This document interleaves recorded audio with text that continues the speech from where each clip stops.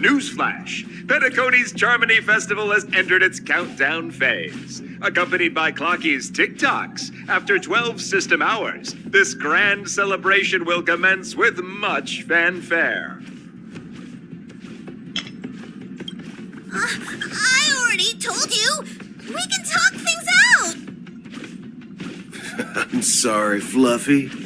I really have something urgent to attend to, so I had no choice but to resort to asking this favor of you all. Since you already know what you're doing, I'll also have to remind you of its risks. Hey, partner, what's with the hostility? I thought pulling this thing out was just a way of saying hello. For the last time, state your identity and purpose. My name's Boot Hill, and I'm a Galaxy Ranger. A Galaxy Ranger? You look like you seen a ghost. Did you think we all went extinct?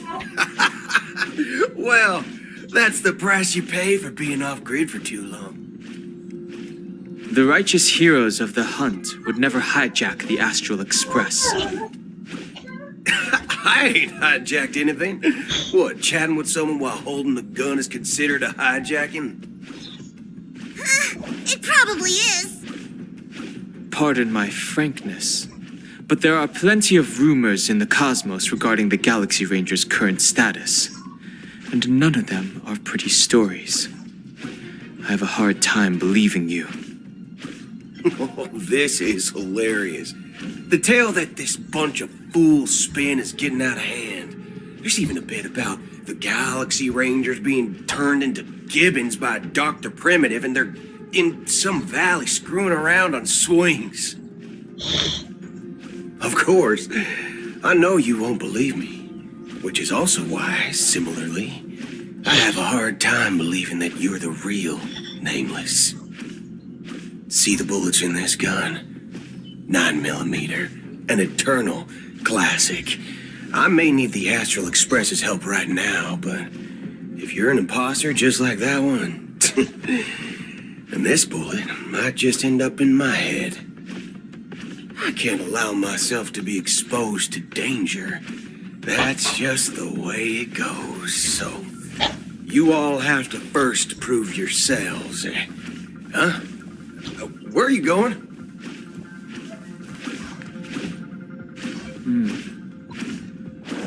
Recognize this? It's a model fudger. The Jade Abacus of Ally and Oath. The CN Joe really gave this to you guys? Model fudger? This is the Jade Abacus gifted to the Express by the Shenzhou Luofu's general, Jing Yuan. Its presence on board serves as the Shenzhou Alliance's official recognition of the Express. Is that enough? Not bad, kiddo.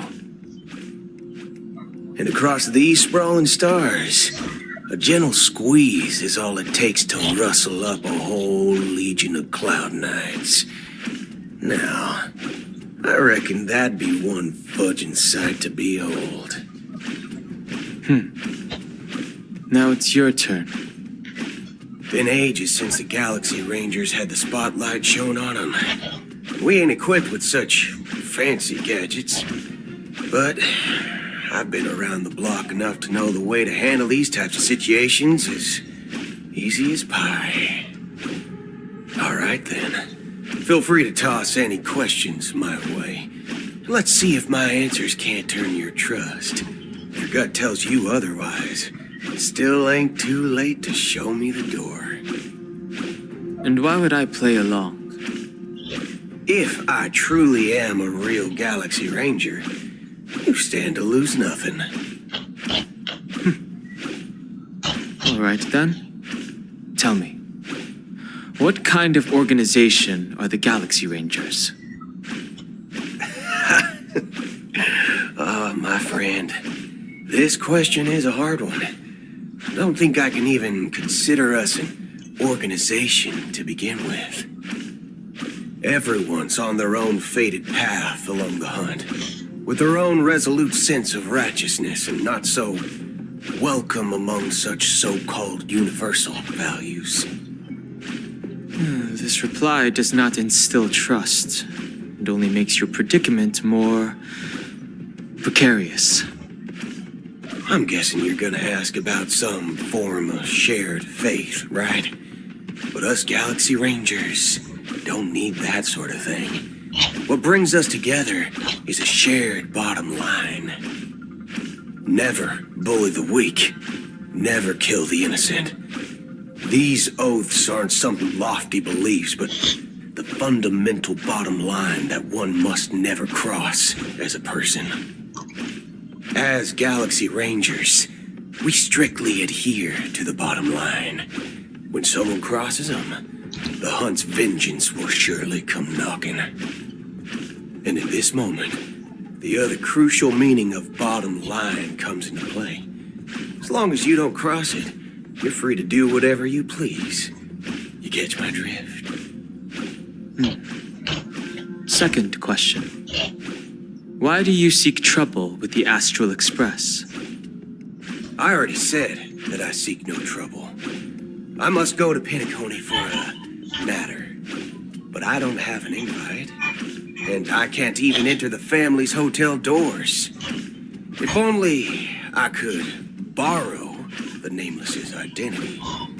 The entire cosmos knows you're guests of the family. Aren't the Galaxy Rangers also esteemed guests? Oh, you've hit the nail on the head. This is why I'm here. It's fine if I tell you. The Rangers are pursuing an imposter. A son of a nice lady posing as one of us. She's on Penacony right now. My informant is a memo keeper. She's the same as all mimetic organisms, appearing one moment and gone the next. She scares the fudge out of me. Still, she gave me some vital info. That Galaxy Ranger imposter. Who is it? Is that the third question? Is it a hard question? It isn't. Just that you might not believe me. That person calls herself Acheron. And according to our informant, she could be an emanator of nihility. It's impossible. That's what I said. Don't worry. When I first received the news, I had the exact same reaction as you. IX never gives anyone so much as a first glance, and that's perfectly normal. What reason would they have to bequeath strength unto mortals? Then you must know that emanators can also conceal their own identities, which, for many people, it's better that way. Otherwise, there'd be wanton bloodshed across the cosmos, or even, perhaps, turning their back on the path they're supposed to follow. I had the good fortune of running into an elation emanator. Its appearance was no different than that of those clowns.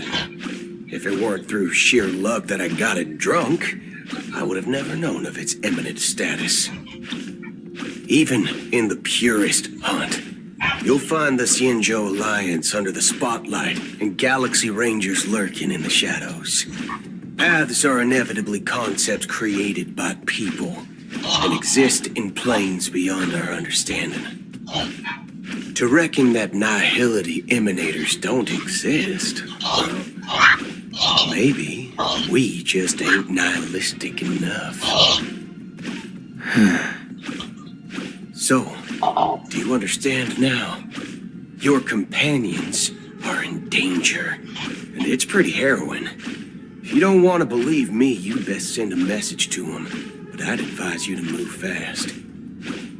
We don't know what's happening in the dreamscape or how much of what the memo keeper said is true. And that Acheron, who knows what she intends to do.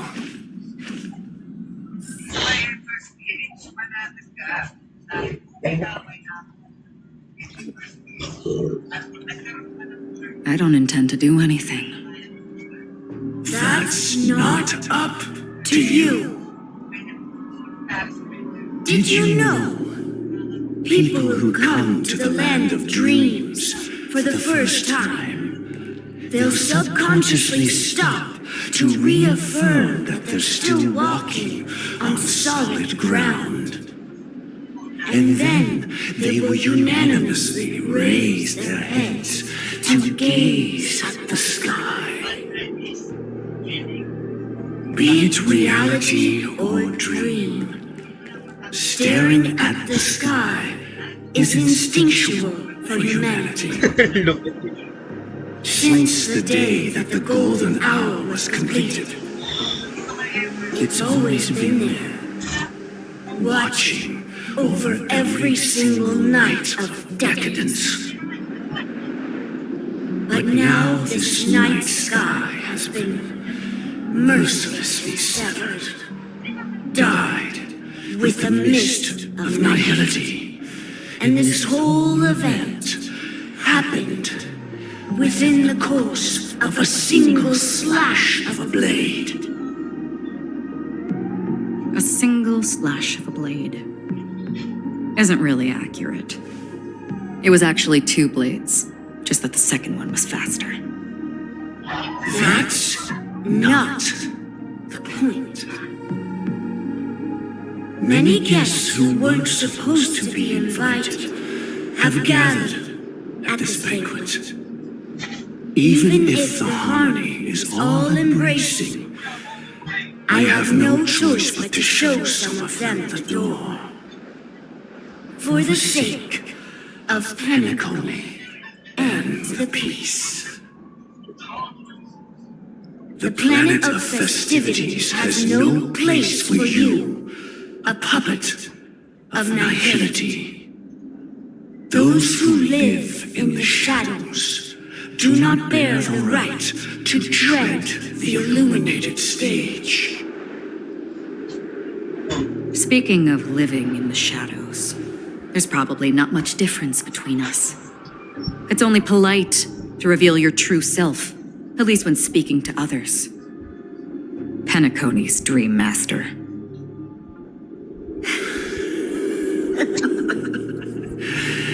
That's just another reason that you can't stay. Whether you believe it or not, this is the real me. We are one. Is this the unity that the family espouses? My mortal shell has long since dissipated. The Oak family's 107,336 offspring are now my eyes, ears, and mouths, spreading joy across dreams when required, and in times of essential need, exiling evil from this haven in my stead. From the sound of it, it seems like you're asking me to leave Penacony. I am glad that you're an understanding one. Alas, I'm not asking. If you think you can. Are you threatening me? I ended it with a period. It was a statement, not a threat. Knowing who I am and still showing such malice. You're not the first, nor will you be the last. This scene played out many times before. And usually, when faced with my questions, most people retort, "Why can't I?" The result has invariably been that they can't. You are confident. But be reminded, the family is forgiving, but not weak. The cords of the harmony extend across worlds. If you do not comply, when the blade is unsheathed for even a hair's breadth, you will never be able to escape the eternal Centurion's wrath in all of your lifetime. 137 individuals. That is how many heathens I have exiled since I became Dream Master. Among them were those who once severed my wings, and those who immolated my body. And here I stand again, about to add another mark to the tally. And you will die.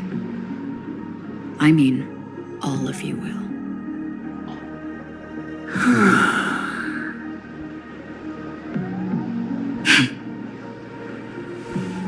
But that won't come to pass.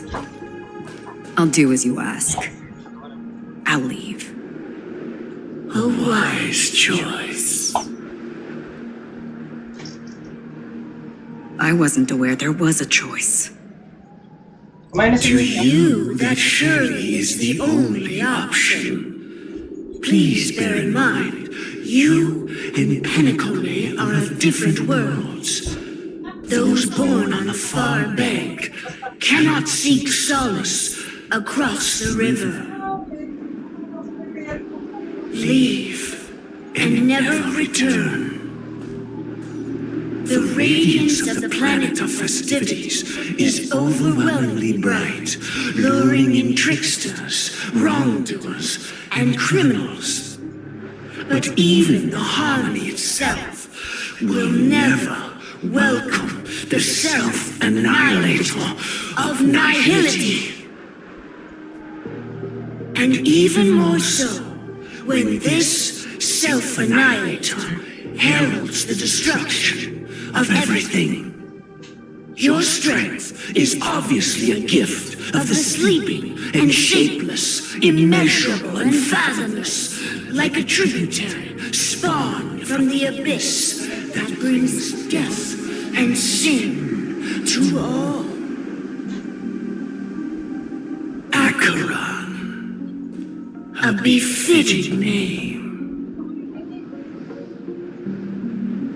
Take it from someone on the other side of your so-called river. You know better than I do that Penacony has already deviated from the harmony. Whatever your intentions may be, I foresee only one outcome. Its future holds nothing but nihility.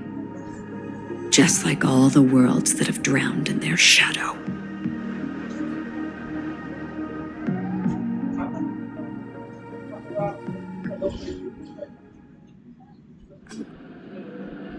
Attention, please. The unusual event that occurred moments ago was due to a technical malfunction at Clock Studios theme park. The family has promptly responded to secure the area, and we're happy to report that there have been no injuries. Oh, I swear that was no movie shoot. So many chips fell from the sky, and I even caught one of them. But it vanished in an instant before my very eyes. Excuse me. Are you talking about the Clock Studios theme park incident? Yeah, what about it? Oh, Miss Robin, am I seeing things right? No need to worry. I apologize for any inconvenience caused to your delightful dream journey. What you just mentioned about the chips really piqued my interest. Would you mind providing more details about the incident? Oh, it was just those chips you normally see everywhere. The green ones? They fell from the sky as if it were raining. And then those chips simply disappeared. It appears to be the dream sim tech the Iris family has been developing. Huh? Miss Robin, you mean those chips were all part of a performance? But I really... Shh. This technology hasn't been made public yet. It was originally planned to debut at the Charmony Festival, but it seems it's been leaked. Can you help me keep this secret? The raining chips We're supposed to be part of my act. Oh, I see. Then it all makes sense now. I'll do anything to help make the Charmony Festival a success. Thank you. As appreciation, I'd like to give you a token gift. Oh, this button is... Press it at just the right moment in the celebration. There could be an unexpected treat in store for you. All right. It looks like there are other guests who are also confused. I'll have to excuse myself. Please, enjoy the dreamscape. So many people talking about it. This commotion at the theme park definitely made waves.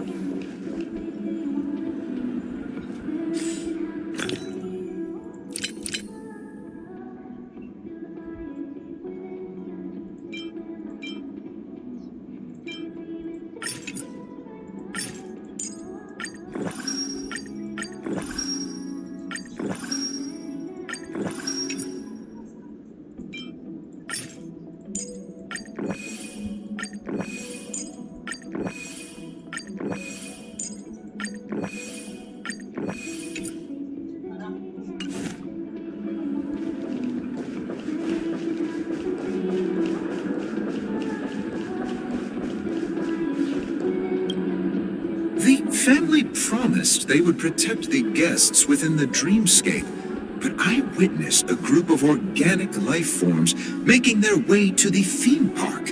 And soon after, a rip tore through the sky, and black rain started leaking out of the void.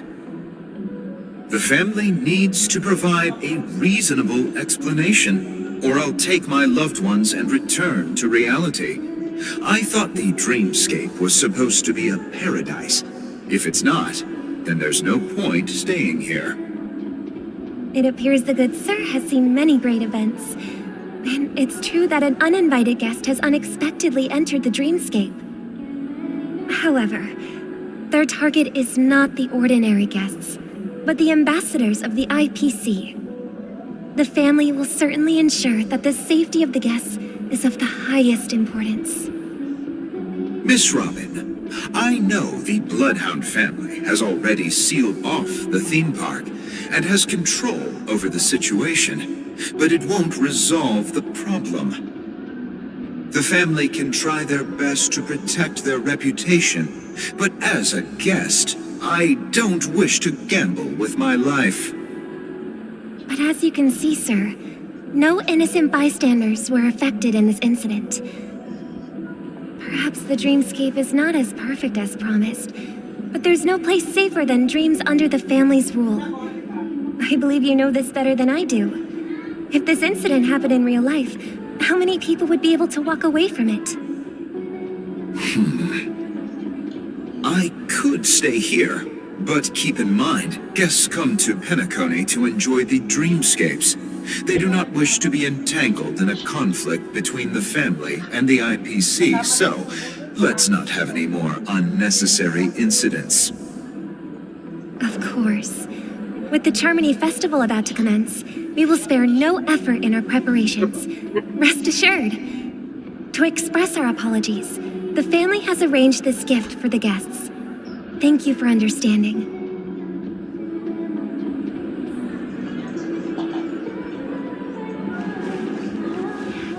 The show begins. What is it to drink? You sure you're okay? Show your courage.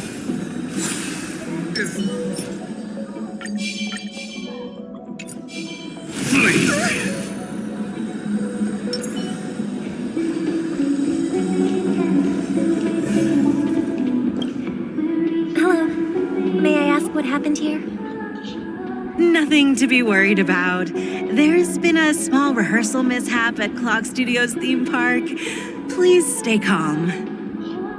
Hey, are you a fool?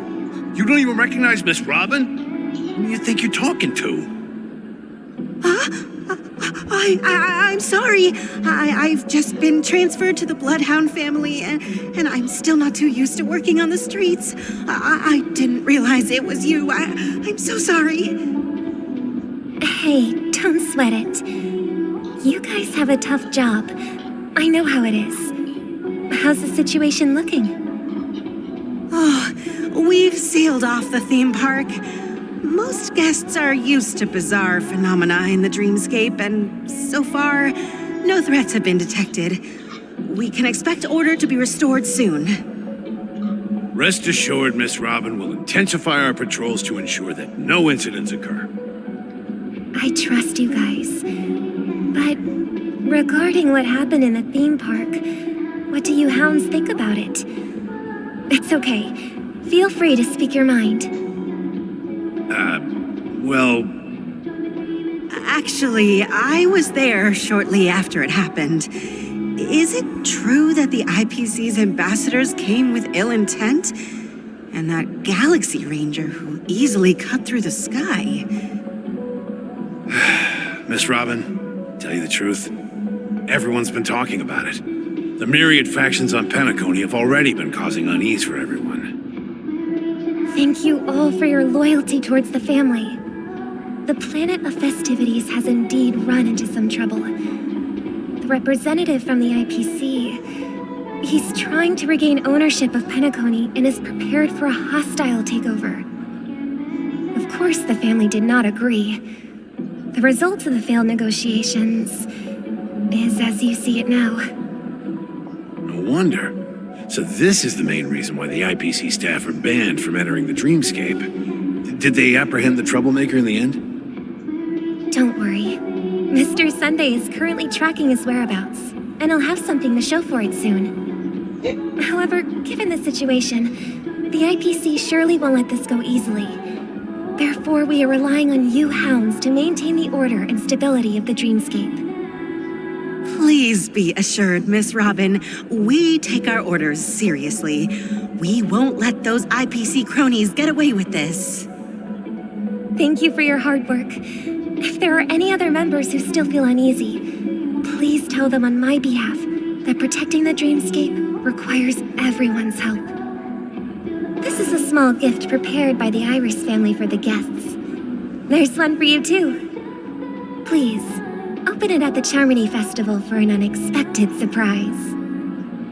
I can't believe I received a gift from Miss Robin. It feels like I'm dreaming. Wait, I am in a dream. If trouble comes knocking on our door, we're not afraid to go to war. Rest assured, the dreamscape's peace will be protected by the Bloodhound family.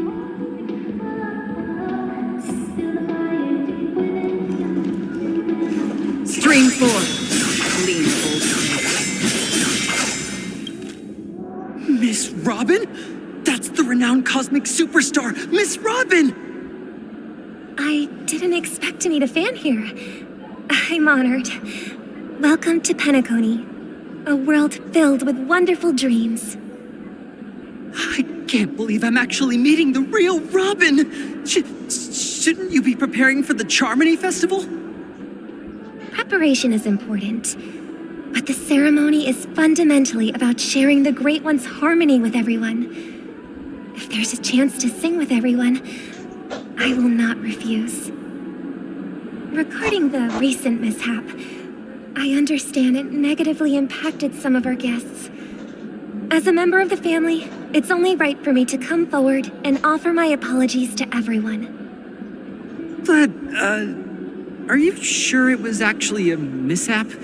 Everyone saw those chips descending like rain and the red light tearing through the sky. Claiming it was merely special effects seems a bit far-fetched. Plus, I met that generous gentleman. He looked really out of it and kept talking to himself. Is this also part of the performance? Everyone, please do not panic. I believe that the family will give everyone a satisfactory answer in due time. Even if you say so, Miss Robin, it's hard to believe. Some people just never listen, do they? It's never ending. It just goes on and on. I'm getting really tired of this. Miss Robin? Still, I suppose I should keep on helping everyone. I am the epitome of joy, kindness, and goodness, after all. Huh? What was I just doing? And, who might you be, miss? Here, take this, little guest. This gift has been specially prepared for you by the family. Make sure to take good care of it until the opening of the Charmony Festival. Then, when the show reaches its climax, press the button together with the others around you. You never know. Something very exciting might happen.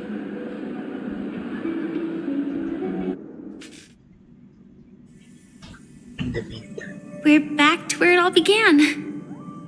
You entered the golden hour from this place. And it is also from here where you will enter the true Penacony. It is a pleasure to journey alongside you once more. But it's time I laid bare the entire truth before you. As you might have heard, I also go by another name. Stellaron Hunter Sam. I'm fine. Sorry, I hope I haven't scared you.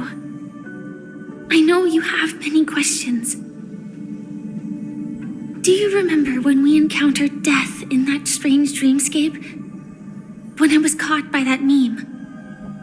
In that instant before it killed me? I saw the reflection of another dreamscape in its ghastly pupils. So, following the clues in the script, I came up with some theories about the meme.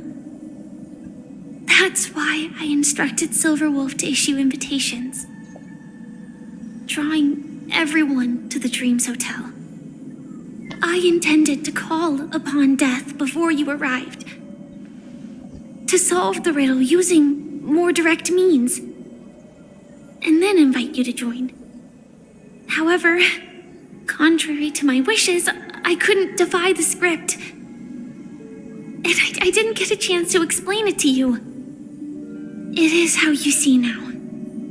I was impaled by the bladed wings of death. The heavy pressure of concentrated memoria miasma exploded in my mind as if it was actually reality.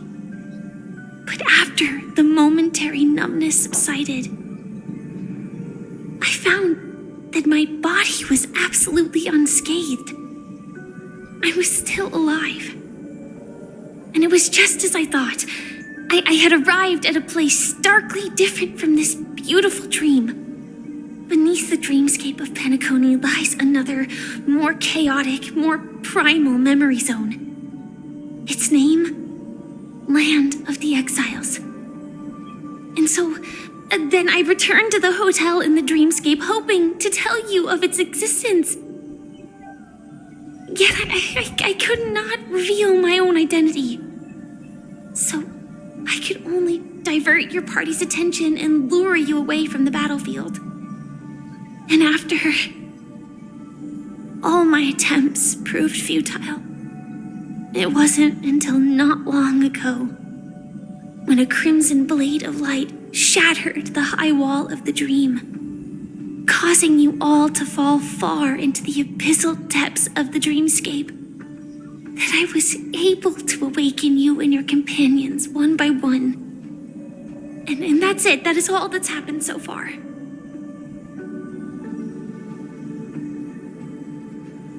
I know it's tough to believe all this without reservations. I just want to say, you are very close to the final answer. Just one more thing needs to be done. And then I can prove it to you. Now, let's leave this place. Please close your eyes. Take a deep breath and visualize the dreamscape's outline in your heart. And remember, you must not open your eyes at all times. 3, 2, 1. Don't be afraid. The one who has come to greet us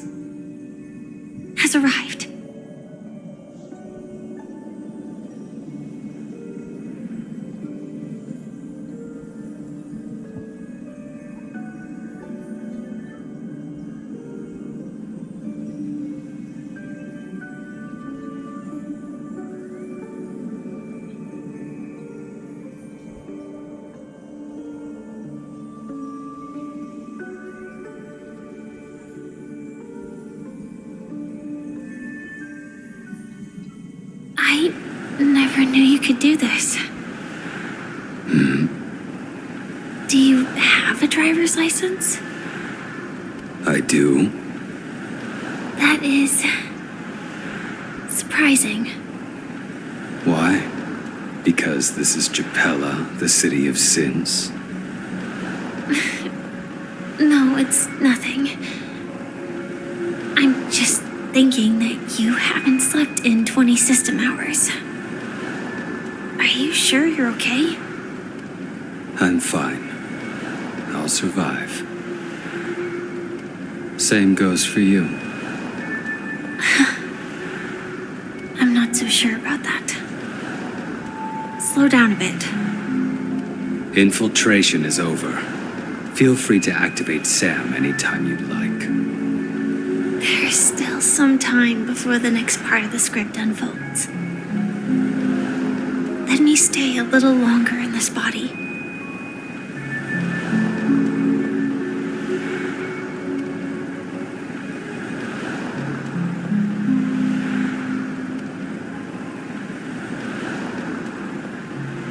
Such a long tunnel.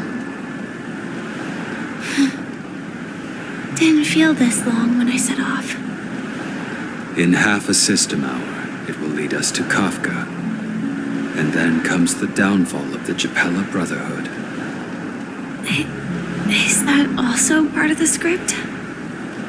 It's in your script too. Sorry. I didn't notice. Their destiny won't change just because of your selective ignorance. I told you before, it's a bad habit. What about you then? Is this the moment you finally find the death you've been looking for? As always, it's a blank slate. It's not on this planet. Why the sudden inquiry? Because I'm currently in a car with a sleep-deprived driver. I just want to get there in one piece. This car has full self-driving capabilities. I'll just put my hand on the steering wheel. Will that do? Hey, don't take everything so seriously. Elio would always say there's only one type of destiny. The inescapable type. He can see the future, and we, likewise, are aware of our predetermined end. But before that moment arrives, we can still choose what we do. We all have this right, don't we?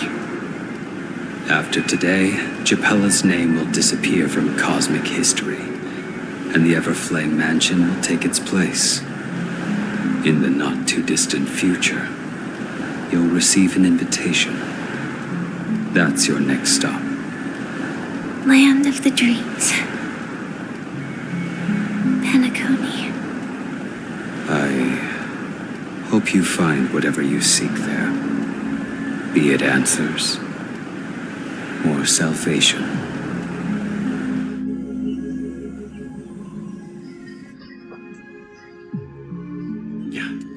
Glad to see you're safe and sound. Close your eyes. This is the answer. Isn't it incredible?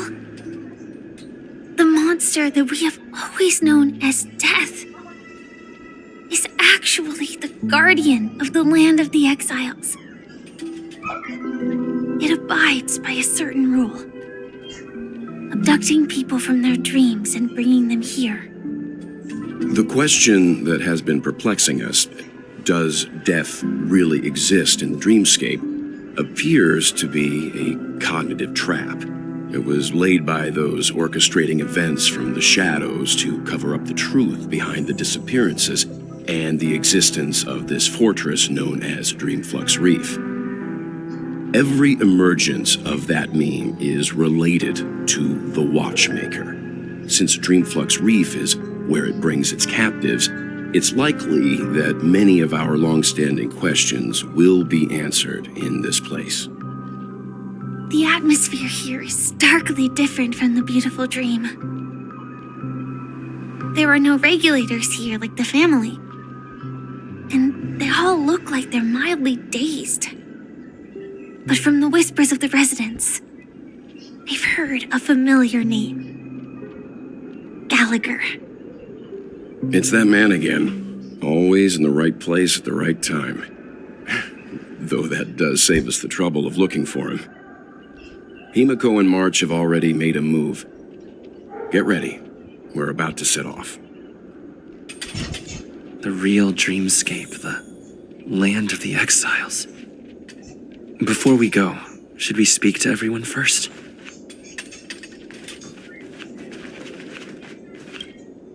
I'm really sorry for waiting until now to tell you everything.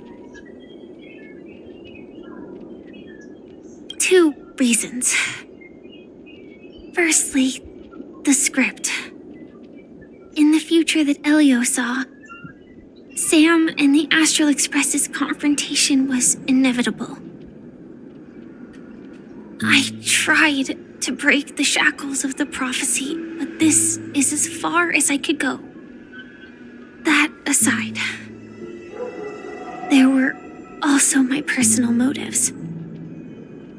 I wished to travel with you as Firefly, and not Sam.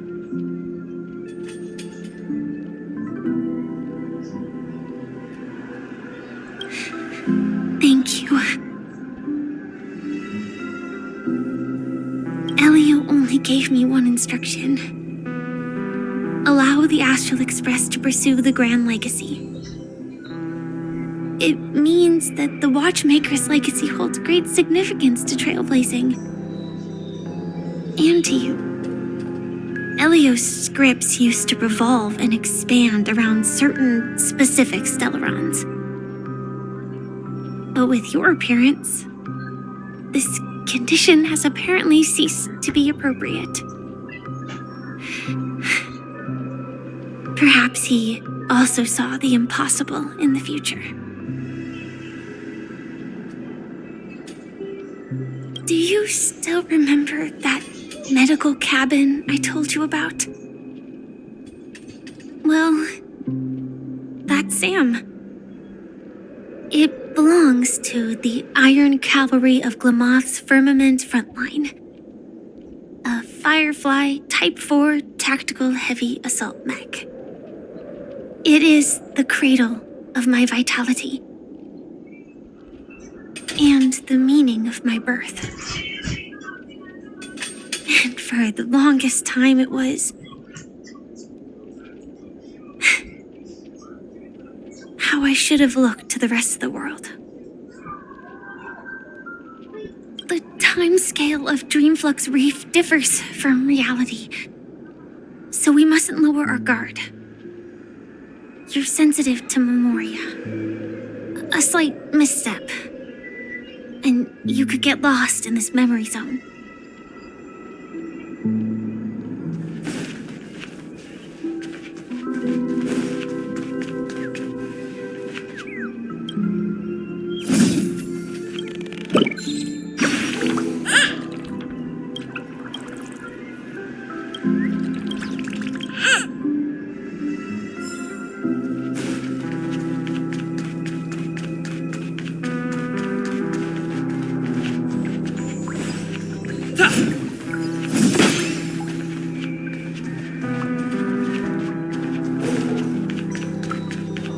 Keep going straight down this alley and it'll lead to an elevator.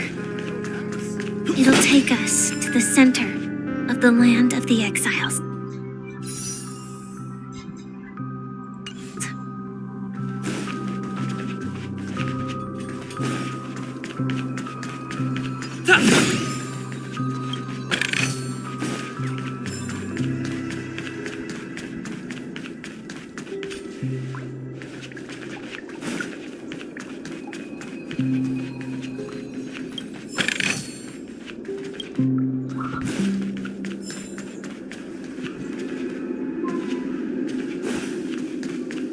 What a huge clocky. Looks like the watchmaker also left his mark on Dreamflux.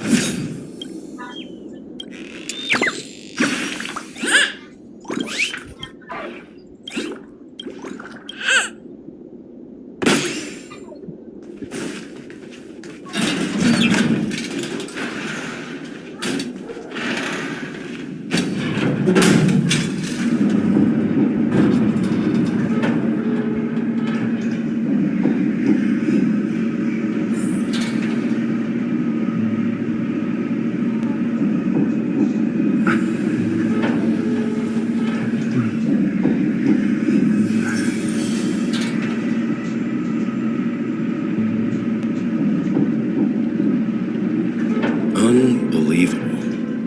To think there's a settlement of this size within the dreamscape, and all beyond the family's reach.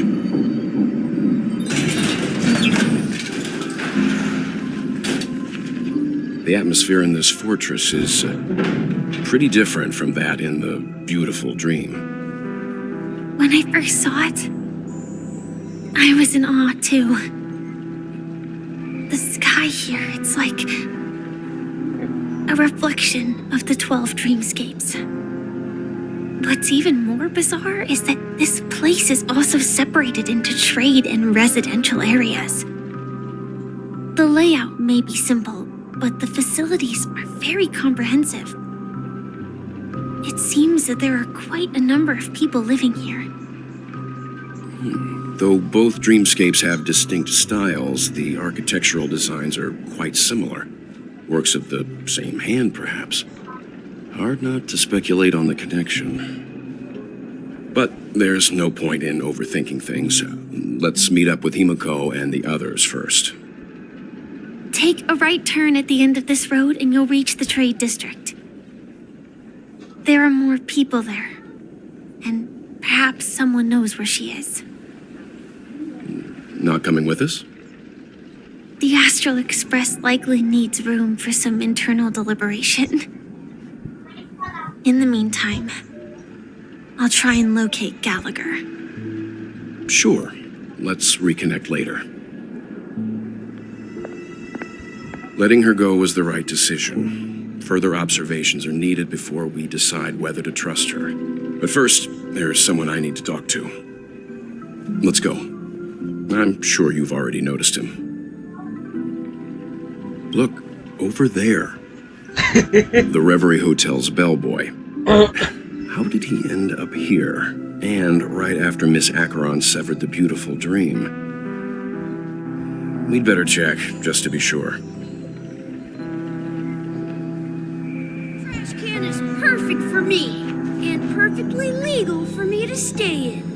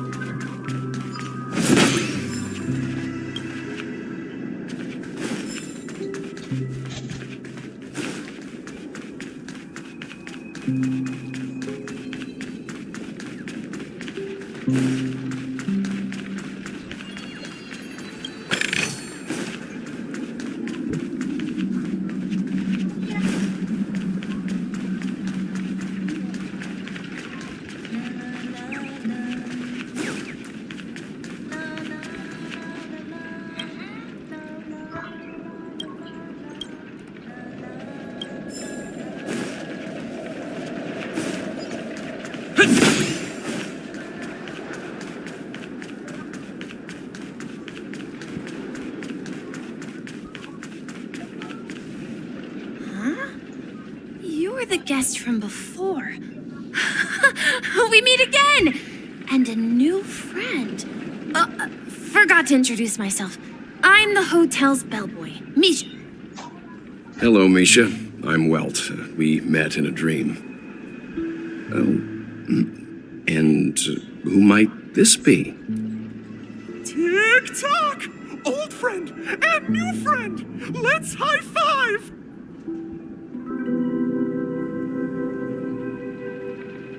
Your, memory zone meme? Nope. Clocky is a good friend of mine. We all live here. How did you two get here? This dreamscape isn't supposed to be open to the public. I wonder if it has something to do with Sleepy. So, this is your home? Yep. After my work in the beautiful dream ends, I'll go back home. Commuting used to be more convenient, but ever since travel became cumbersome, Sleepy started ferrying people back and forth between the two dreamscapes. This Sleepy. Can you describe what it looks like? Sleepy is a memory zone meme. Looks fierce and has many eyes. But it's actually really well behaved. Gallagher's been taking care of it. Based on the description, that meme is indisputably death. A nightmare for the family, but for the people who live here, well, that couldn't be further from the truth. Death? Not in a dream, surely. Sleepy's just a little aggressive, and sometimes messes up by fetching the wrong guess. But it would never hurt anyone. I see.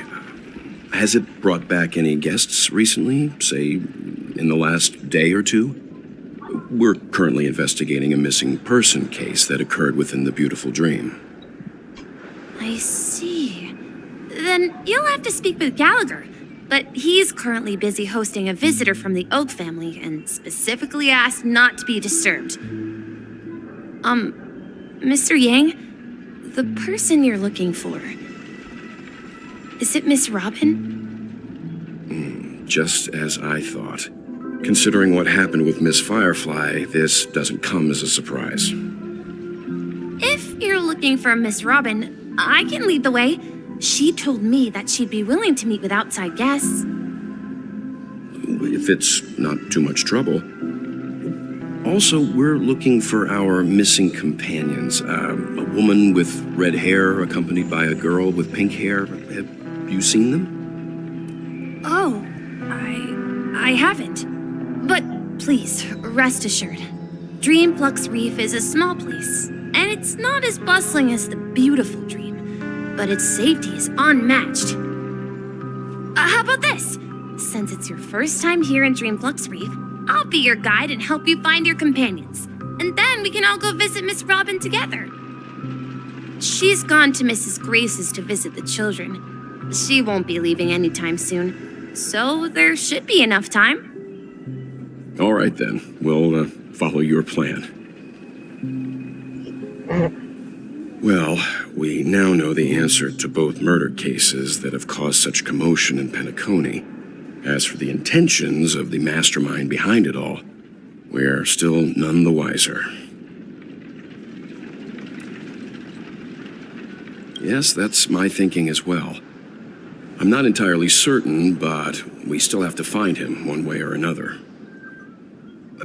Say, you mentioned before that you saw Clocky that only you could see, right? I can't shake off this strange feeling. Am I really still so young at heart? Forget it. It's not important. We'd better just follow Misha.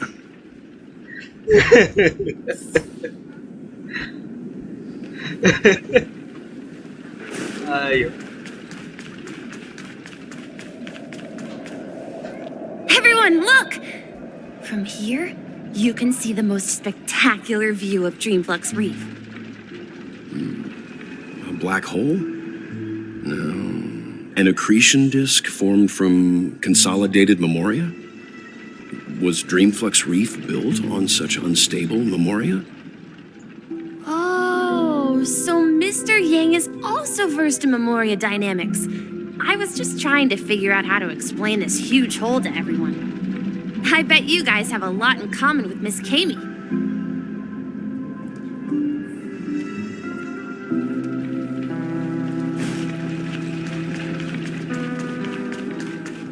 Look, there she is.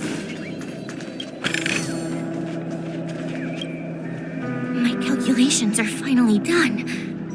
In another 10 system hours, the above dream will swallow the dream below. My hypothesis was correct. This place will cease to exist as the dream devours everything. Who are you all, and why haven't you left yet? This place is about to disappear.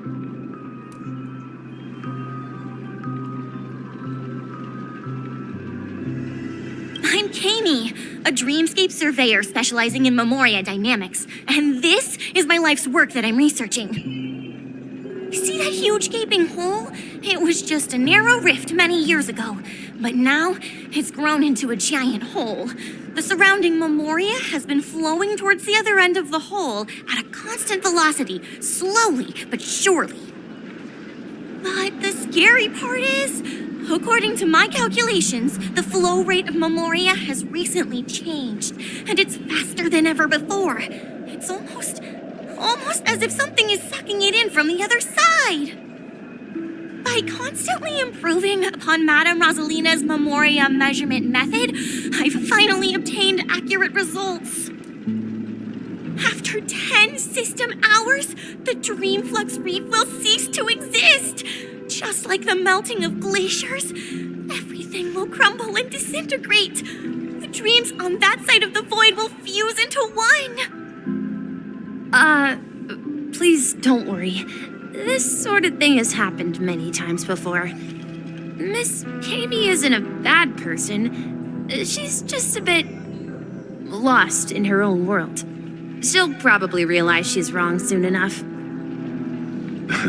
You don't say.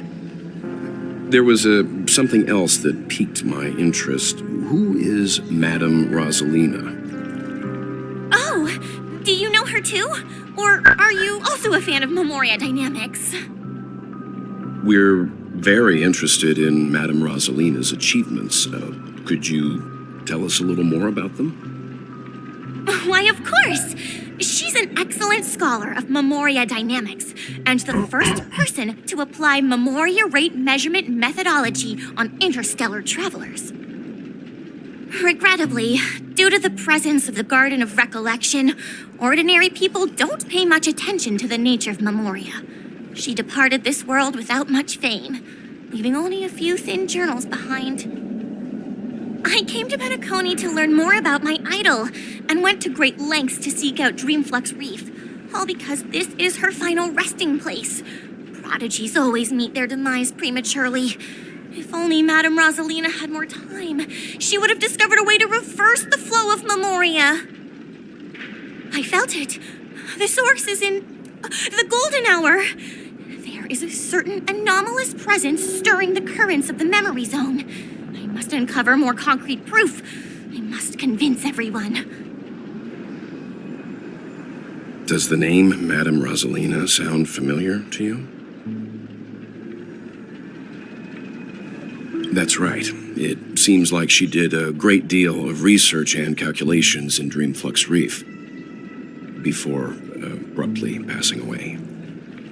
Miss Kami regularly mentions her. I hear Madame Rosalina passed away during the prison war. She could see the Penacony of today. Its people building homes in the memory zone. I bet she'd be really happy. Perhaps. Our destination is the commercial district. That's where the largest crowds gather in Dreamflux Reef. We might be able to find the others there.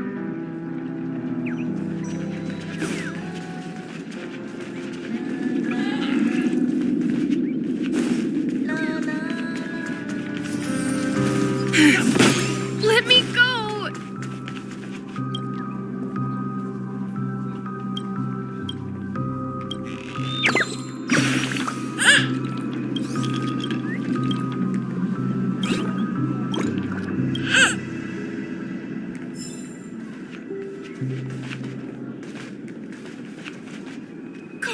There's a ghost! Don't come near me! Oh my. I'm human and so are you. Can you get a grip? Mr. Yang and Mr. Trailblazer, I've been waiting for you. Quickly, come help. I bumped into a member of the family on the way here. He was so scared and I just wanted to calm him down. But... Let me go! Let me go! I've only done good in my life. Why can't I rest in peace after death? Well, this is how it turned out.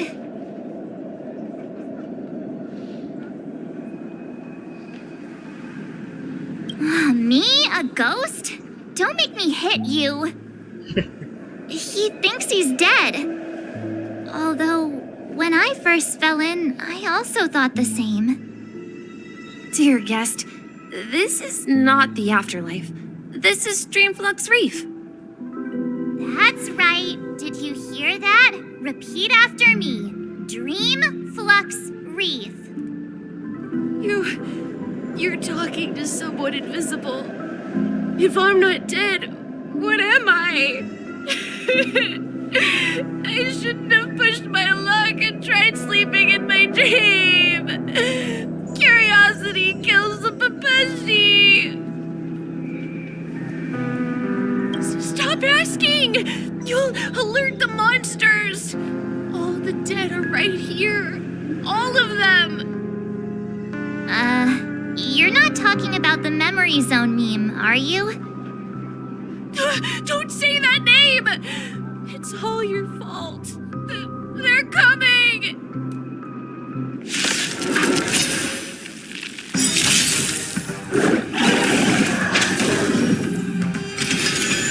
Troublesome.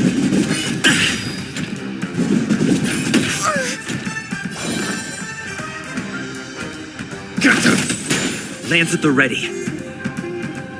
Lance ablaze. Lance! Forward! Hit! That's half the work. Still waters of oblivion. Lend me your strength. Free will, destined for oblivion.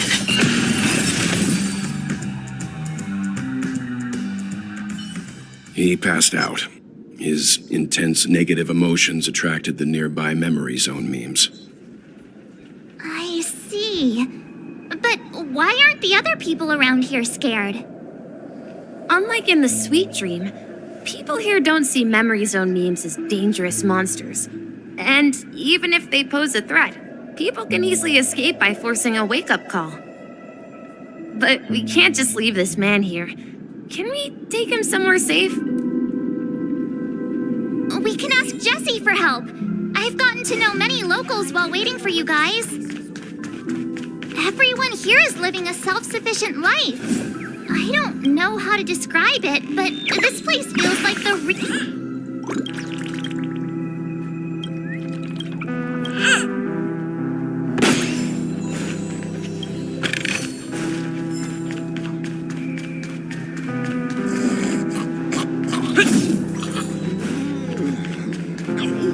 At this rate, the family done for.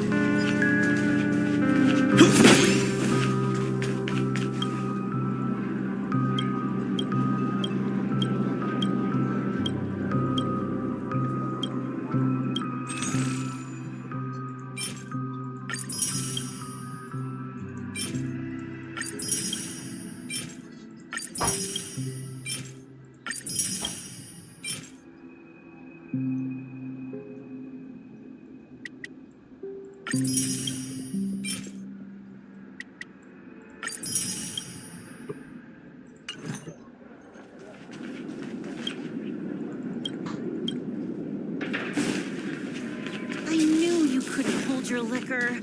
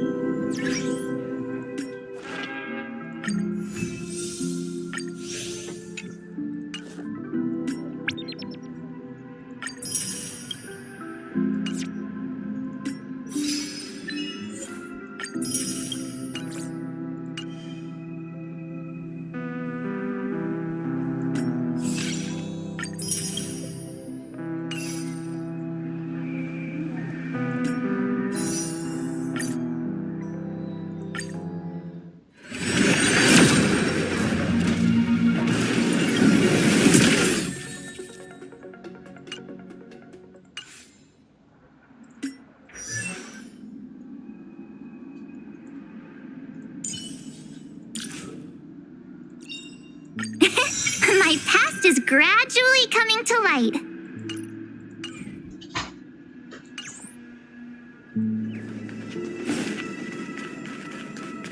Let's see how you handle a stroke of genius like this.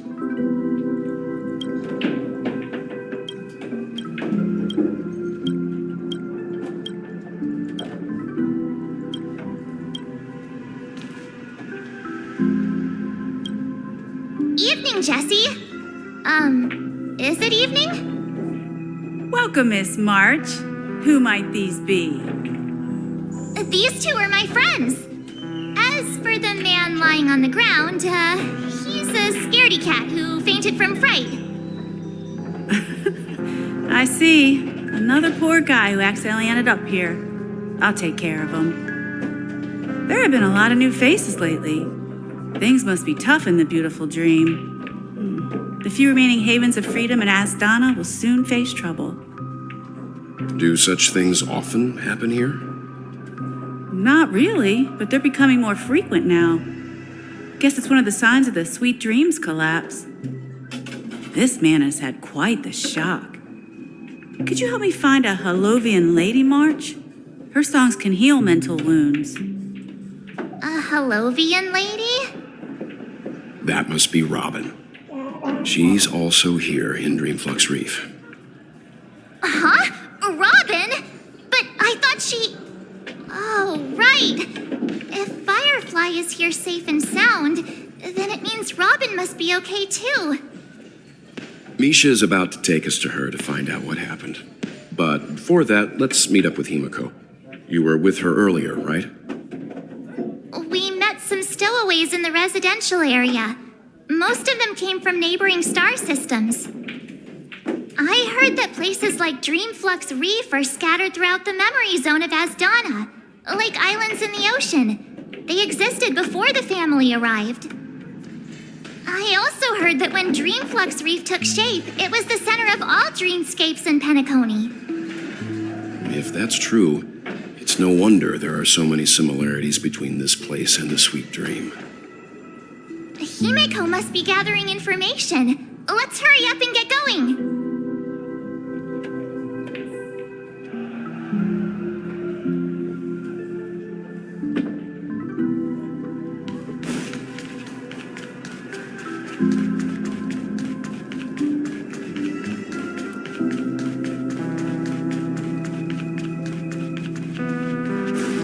This is where we split up.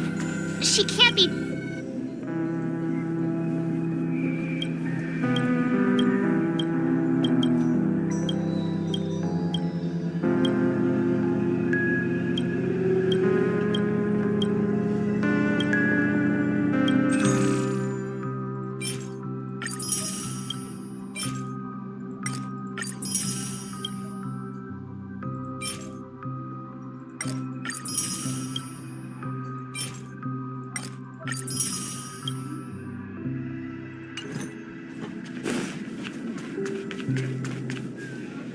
So that's how it is. I never imagined we'd gather the remaining details here. To borrow Gallagher's catchphrase, what an unpredictable twist of fate. Himeko, here they are! Ah, perfect timing. Now that everyone's here, I'd like to introduce everyone to Micah, who's partly in charge of the Land of the Exiles. Micah, these are my companions. It's a pleasure to meet the Nameless. You know us? I've been keeping an eye on you since the day you arrived in Penacony. We would have met under more appropriate circumstances if Dreamflux Reef hadn't been isolated from the 12 dreamscapes. Please, allow me to formally introduce myself. I'm Micah, the Gravekeeper of Dreamflux Reef. Gravekeeper? Life in Dreamflux Reef is pretty liberating. Everyone here mostly keeps to themselves, without meddling in others' affairs. My daily task involves cleaning a few tombstones. You're too modest, Micah. When lost dream chasers stumble upon this place, you're the one who takes care of them, guiding them back to the sweet dream, or showing them how to survive the wild dream chaos. So, a guardian of sorts. Were you talking to me, Mr. Yang?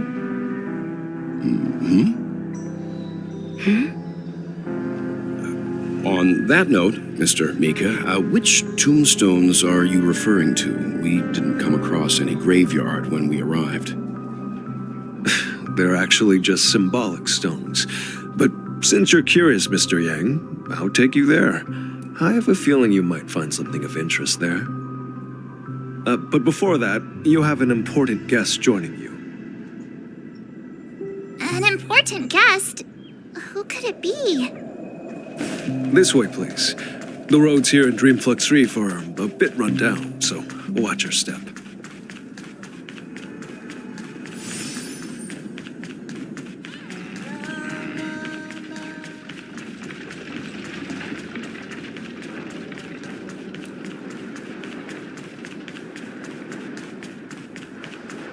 There she is. Everyone sang so wonderfully.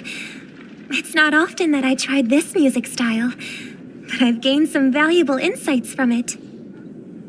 Oh, I can't thank you enough, Robin. Well, these kids have made incredible progress in only a few days. It was nothing, Grace. I merely taught them how to sing. It was you who brought hope into their lives. Life must be quite difficult for them in reality, I imagine. That's right. Whenever it's time to say goodbye to these kids, they're reluctant to leave. But I've explored every corner of Dreamflux Reef, talked to everyone I met, and they all told me the same thing.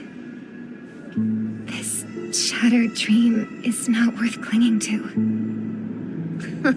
It seems you truly are a child of the Harmony. Emma and Andy are orphans I took under my wing. Carol there, with her blind eyes, used to work at a nutrition center in the outer ring of Penacony. And as for Gary, he's been living with autism since he was a child.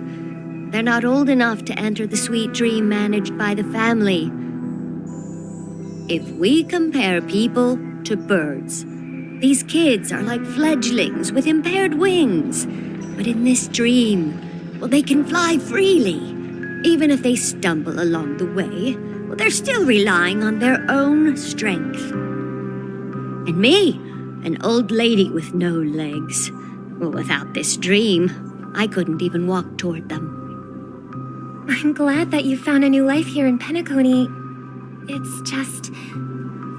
Don't worry, Robin. Dreams have their significance, but they aren't everything.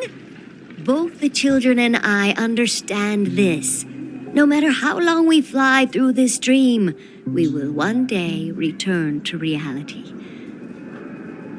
But you know what? Emma and Gary aren't plagued by their insecurities anymore. No, and Carol is learning how to cope with her blindness. And Andy is livelier than ever. Well, even I've become more optimistic. You see, in dreams, we learn how to live. Once we return to reality, we learn how to survive. And should our feathers be damaged, then we share our wings with one another. There's no need to covet an illusory sky in dreams, because we have the right and the ability to fly towards a broader horizon. It's a relief to see you safe and sound, Miss Robin. It's nice to see you all again, Astral Express crew. I heard my disappearance caused quite the commotion out there. I'm really sorry about that. Since you're here, can we assume that you're fully aware of the situation in Penacony? Ever since I returned to Penacony, my voice started to change, until it gradually faded away. At first, I thought it was a temporary ailment, perhaps due to having been away too long. I thought maybe it just takes some time for my body to acclimate to the high concentration of Memoria and Asdana. But now it seems the root of the problem goes way beyond me. There are elements around me that don't align with the harmony. Losing my voice is just one of the signs of the Sweet Dreams collapse. The Sweet Dreams collapse. That memo keeper mentioned the same thing. So it's real. While I was away from Penacony, the boundaries of the 12 dreamscapes kept expanding outward. But whenever I mentioned the anomalies in my dreams, all the family heads refused to talk about it. Only my brother was willing to respond. Later, I discovered the secret letters from the IPC ambassador, which further convinced me that there are hidden secrets beneath the surface of Penacony. So, following the clues in the Oak family's dossiers, I found my way here. The land of the exiles, concealed by the family under the guise of death. A dream within a dream, where Penacony's past is buried. Hearing you speak, it sounds as if your voice has made somewhat of a recovery. I hate to admit it, but the harmony in this place resonates more broadly than within the Sweet Dream. It's regrettable, but the family has experienced betrayal. The traitor, or traitors, abandoned their original principles and, using the name of harmony, exploited people's weaknesses to turn Penacony into the planet of festivities, trapping everyone in the illusion of the Sweet Dream. This is not the strong defending the weak, but rather the strong exploiting the weak. A world without equality won't ever be favored by the harmony. And naturally, those voices blessed by them have lost the ability to sing. Could there be another force influencing the family's shift in philosophy, Miss Robin? Considering what happened with Acheron, it's difficult to conceive of another entity within the realm of the harmony capable of influencing everyone. Unless a power surpassing that of an emanator is involved. I'd heard about what happened to the Xianzhou Alliance, but as far as I'm aware, the family hasn't faced any such external interventions. Who knows? Perhaps I've just been away too long and missed something. Regardless, I cannot accept my home is moving towards the very opposite of what the harmony represents, while still claiming to uphold it. I must uncover the reason why Mikhail cut ties with the family, and who exactly it was who betrayed us all. Do you remember our arrangement, Mr. Micah? Well, here's my answer. I've decided to forgo my role and never step foot on the Charmony Festival stage again.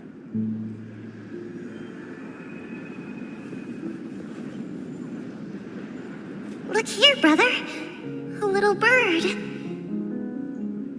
Looks like a fledgling Charmony dove. But Charmony doves don't live here. So how did this little bird get here? Maybe its parents abandoned it? It looks weak and frail. Why don't we find something soft and make a nest for it? This place is too dangerous for a fledgling. Let's take it with us. We can put it on the wooden shelf in front of your window.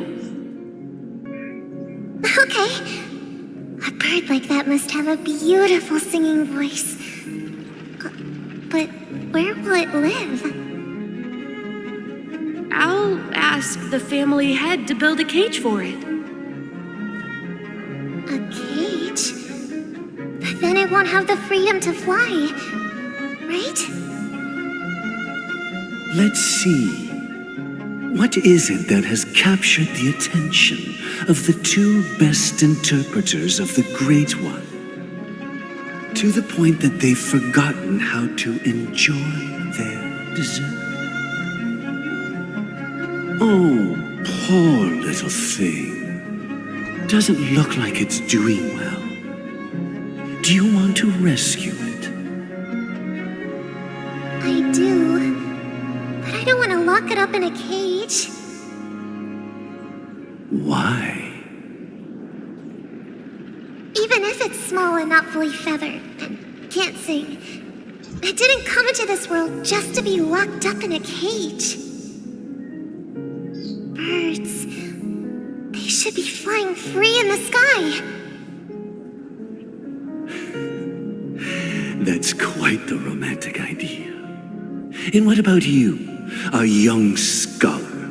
Do you agree with your sister? I think she's right. But if we leave it out in the wild, it won't survive for more than a few days at best. Ah, I see. It seems our little scholar is still a bit unsure. Well, let me tell you youngsters a story. As you probably know, Charmony doves can fly through the air. When they fly really high, the friction caused by the flapping of their feathers against the atmosphere creates amazing lights so that they look like shooting stars. We've seen this spectacle so many times that we think it's just something they can naturally do. But that's not the truth. Their radiant display is the result of countless struggles against nature over generations. Their ancestors were too weak to survive on the ground, so to escape predators, they started seeking new opportunities in the air.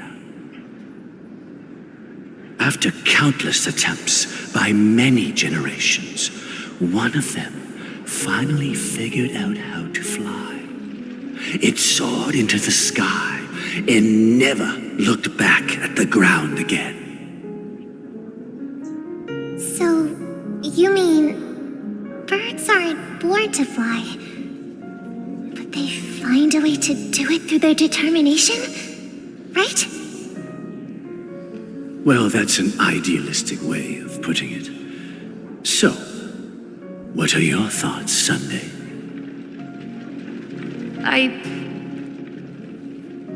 I think people believe birds are meant to fly because they've never seen those birds crashing to their death. That's an interesting perspective. So, have you decided what to do with the bird now? For now, I'll keep it in a cage until it can take care of itself because I want it to live, no matter what. Well said, kids. It seems each of you has found your own answer. Your insights are truly remarkable. And I hope they come true in their own way. We will take good care of it. Won't we, brother? Yeah, but Mr. Gopherwood, there's one thing I don't quite understand. And what might that be, my son? What if this little Charmony dove never learns to fly in the end? I mean, if there are fledglings in this world that can never fly throughout their lives, should we let them go back to the sky, only to see them crash to the ground and die? Talking in your sleep, Birdie? Time to wake up.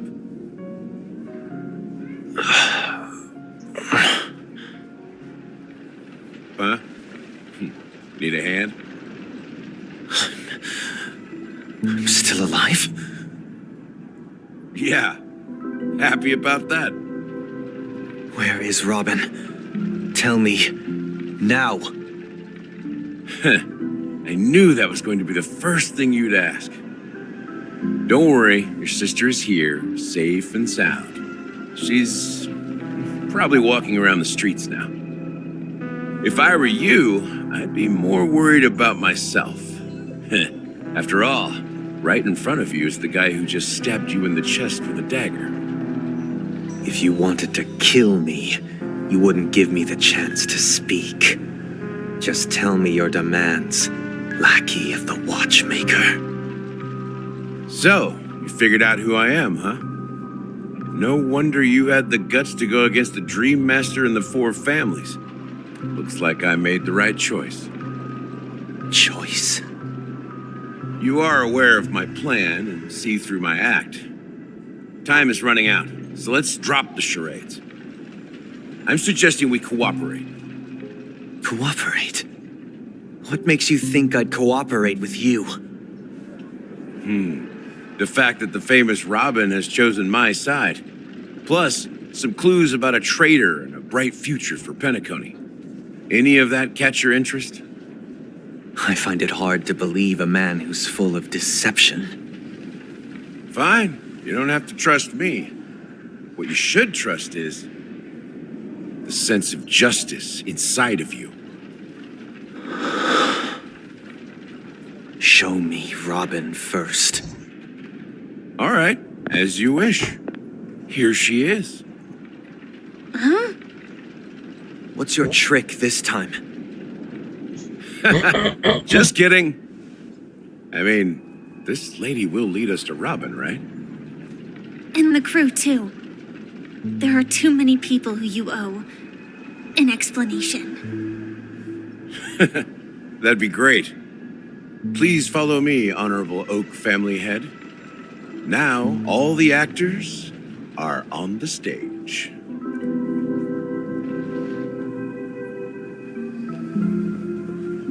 This is the monument I mentioned earlier. The names inscribed on it should be familiar to all of you. Rosalina and Tiernan. When Penacony was known as a frontier prison, it was the Trailblazers who connected it with the stars. They were the heroes who saved Astana, and their names deserve to be immortalized, not just on this small stone tablet, but in the annals of history for all of time.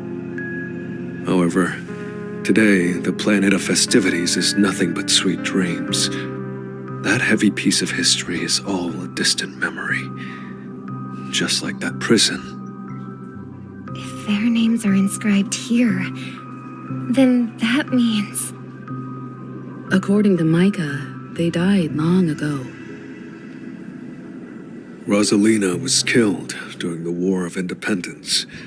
She ventured alone into the heart of the star system to investigate the flow of Memoria, but she never returned. Tiernan was a skilled gunslinger, strong and reliable.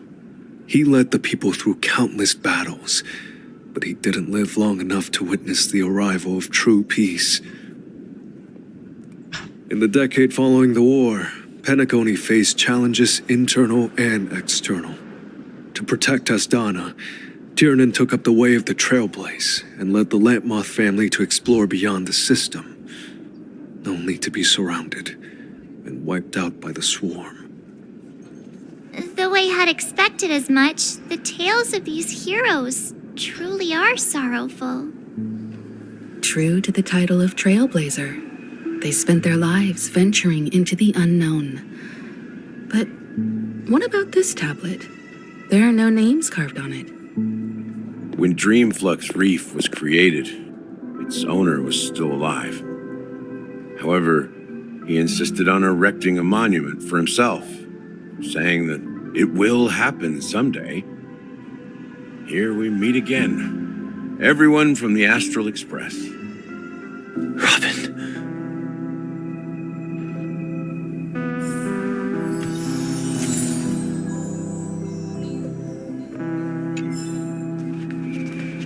I brought Gallagher here. It's time to face the truth.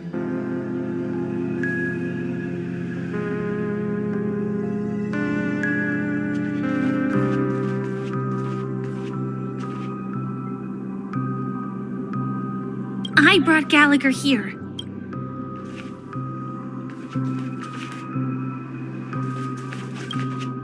I promised to give the siblings some privacy, so let's talk about our business first. What do you say? That sounds sensible enough. Since you went through the trouble of gathering the family heads, the crew, and the Stellaron hunters, I'm guessing you have something important to say, Mr. Gallagher? Oh, is it that obvious? The look on your face is practically screaming, I'm the one behind all this.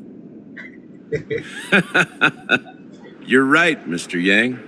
It is indeed time to come clean on everything. The siblings already know what they need to, and they've made their choice. But you, Nameless, arrived a bit late. So it's only fair that I answer your questions. Before we begin, let me reintroduce myself. I'm the founder of Dreamflux Reef, the deputy of the Watchmaker, and the one who sent out that invitation. As Gallagher, the history fictionologist, I humbly extend my greetings to you all. History fictionologist? So what, everything you told us was made up? Well, don't worry. Almost everything I shared was true. Well, except for the part about the family accepting me back. I double-checked with Micah, and everything he said about the family, the Watchmaker, and Mikhail is true. Thank you for your understanding. Now let's get down to business. I'm sure you're all wondering why I went through the trouble of setting up this battle for the legacy, inviting different factions, and stirring up a ruckus all over Penacony. Well, it all boils down to something very familiar to all of you. The Stellaron. The Stellaron? But how is that possible? Penacony is a free-flowing interstellar hub. There are no signs of contamination whatsoever. You're totally correct. So, care to take a guess at what that means?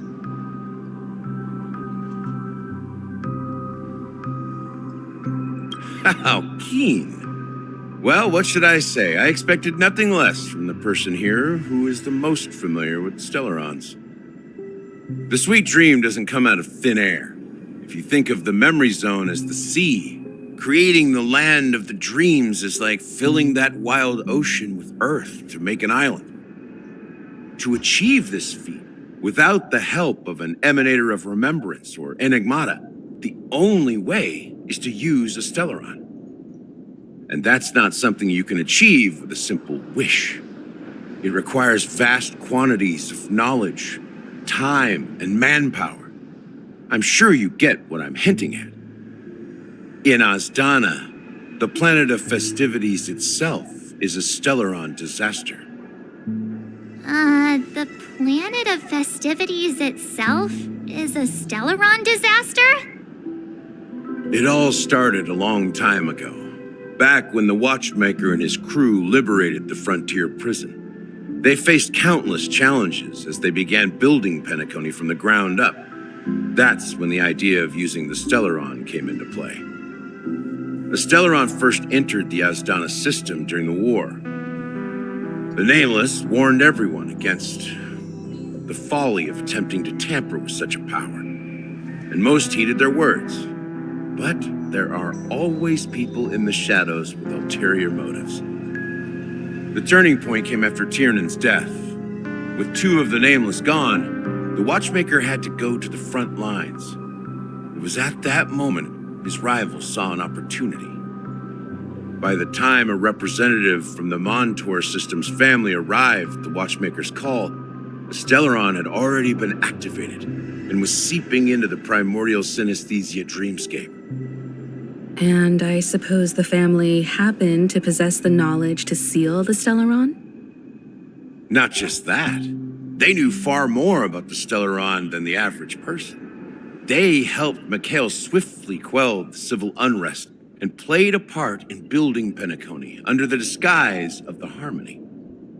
Those 3 eras were known as the Age of Dreaming.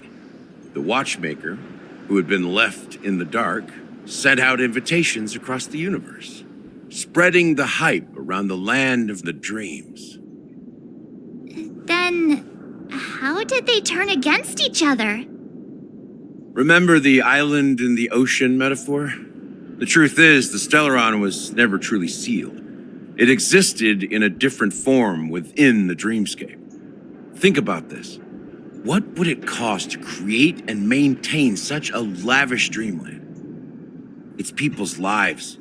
The opulent dream is built upon the decay of spirits, with a toxic elixir called pleasure flowing through the dreamscape. It tempts people to indulge in the dreamscape, and gradually their minds succumb, becoming nourishment for the sweet dream. Confusion, laziness, and cowardice, weaknesses that plague humanity, were magnified and nourished by the family. Penacony became a new kind of prison, even more impenetrable than the previous one. Sadly, we realized this far too late. By then, the family had a firm grip on Penacony, swiftly quelling any opposition that arose. At my wit's end, I had to use the power of the Enigmata and sought refuge in this chaotic realm. Over the years, I created a meme within this dream for our use. Dormancy. That's its real name. We exploited a loophole. You see, regular people can't fall asleep again while they are inside the dreamscape. So this is the true meaning of the impossible. You sent out invitations in the Watchmaker's name to find forces capable of resolving the Stellaron disaster and draw them into Penacony to uncover the truth. It's not just that. Above all, I wanted to see what happens when the major factions engage in a struggle for the legacy. Since this is the Watchmaker's first announcement in decades, the traitor within the family is bound to reveal themselves. So, the legacy is just a facade. If you want to consider the Stellaron as the legacy, I'm totally fine with that. If that's the case, where is the Stellaron now? That's a question for Mr. Wings. The Stellaron is still under the family's control, and as the head of the Oak family, I'm sure he holds all the answers.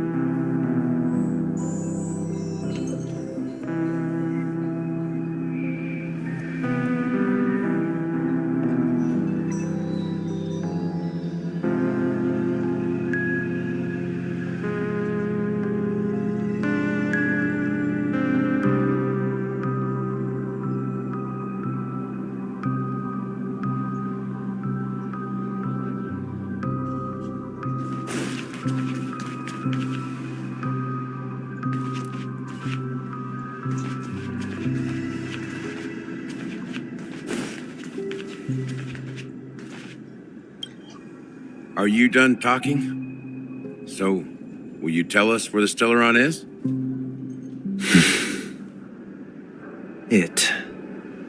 is the Penacony Grand Theater itself.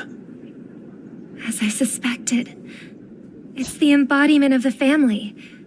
The edifice that first materialized within the sweet dream. That's what turned Penacony into its current state. As for the person who employed its power, it is in fact Mr. Gopherwood, the current Dream Master. Well, that was easier than I thought. Did you conduct your own investigation already? Correct. When I was trying to track down the person who murdered my sister, apart from you, Gopherwood was my second suspect. Confronting me first turned out to be a smart move on your part. I didn't have other options. The Dream Master has been elusive, and even the heads of the families can hardly get an audience with him. Moreover, Mr. Gopherwood has been kind to my sister and me. And I didn't want it all to end like this. What do you mean by that? To be honest, my brother and I are also victims of the cancer of all worlds. We grew up as orphans, and were adopted by the family when they came to help. Mr. Gopherwood recognized our potential and brought us to Penacony.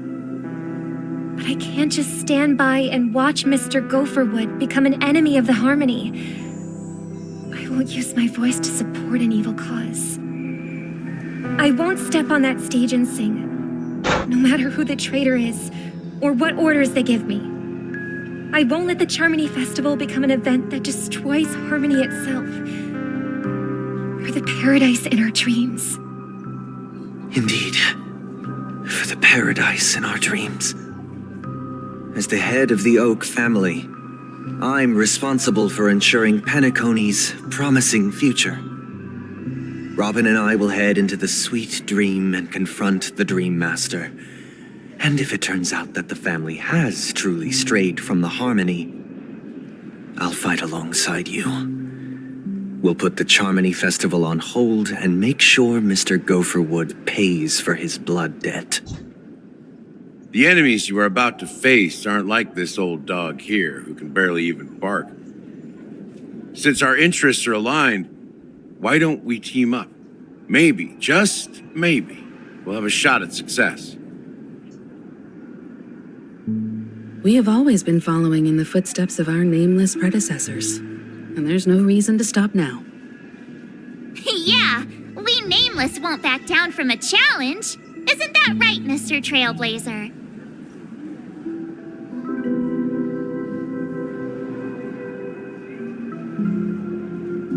Exactly! It's time for the crew to save the world once more.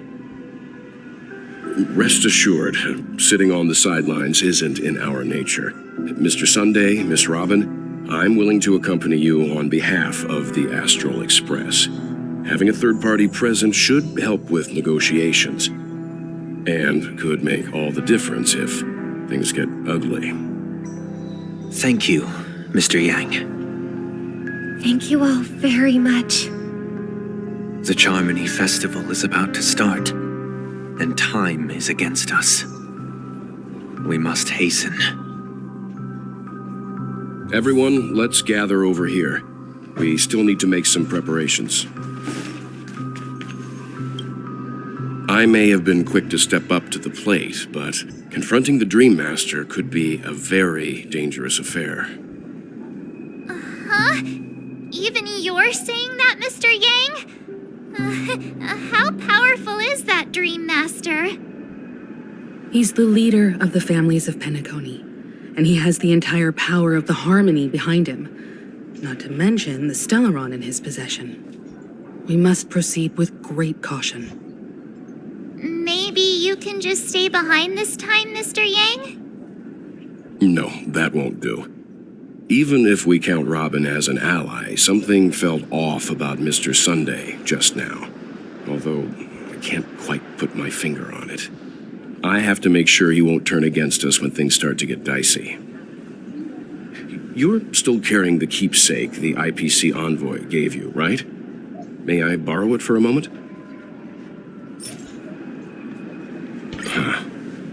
I knew it. As I suspected, this chip Aventurine gave to you is actually a miniature transmitter.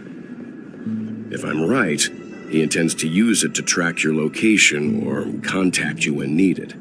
As it so happens, this may actually be of some use in the current situation. Aventurine? Is he still alive? And what does he have to do with our mission to confront the Dream Master? Remember what I said earlier? Working with the IPC is a way to keep the family in check. If negotiations go south and the family show their true colors by going after the Stellaron, I'll use this transmitter to send a message to the IPC. It'll be just the opportunity the IPC ambassador was hoping for. The only question mark in all of this is Aventurine's current status. But the IPC is always listening, especially senior strategic investment department heads like him. Getting the message across shouldn't be a problem. Good luck to you, Welt. Well, you take care too.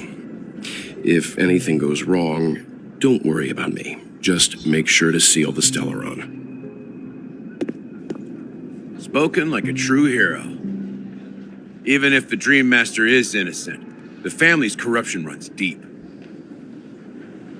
I won't make the same mistake Mikhail did. Let's wish him the best of luck. Don't you have something else to tell us, Gallagher?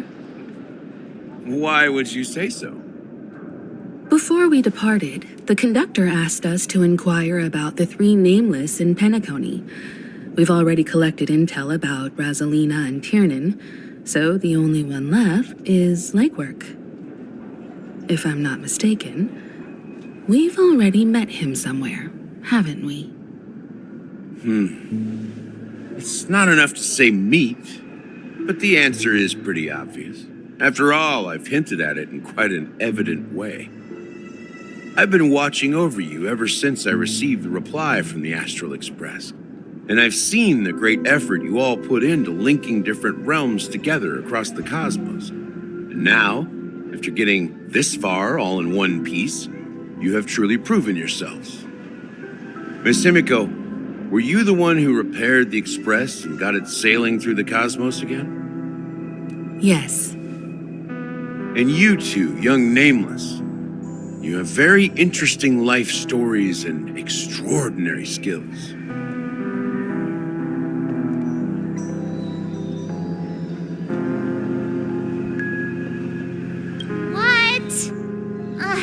You can't just make up titles like that.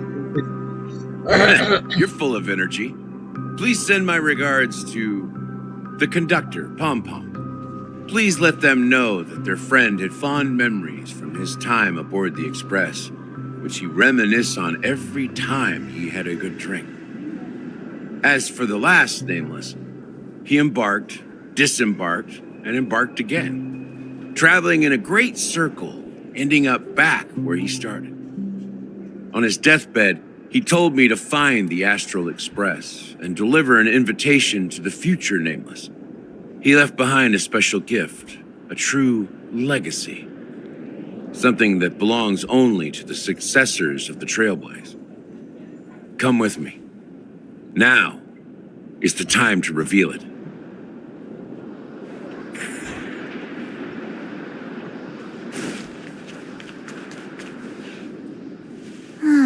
Back here again. Sometimes I feel like you're still alive, old friend. Like you've still got so much to say and do. I've kept my promise, brought the future Trailblazers you've waited so long for. I don't know why you were so obsessed with that train, but I remember your last words. Don't let us down, old man.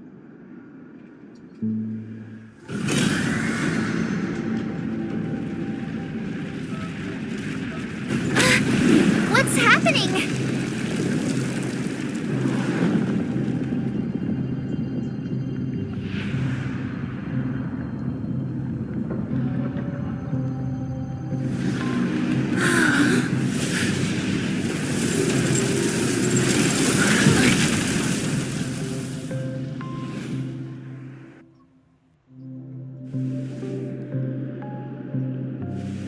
Go ahead. His resting place lies in the garden up ahead. The first and last nameless of Penacony. Mikhail Char Legwart, the Watchmaker.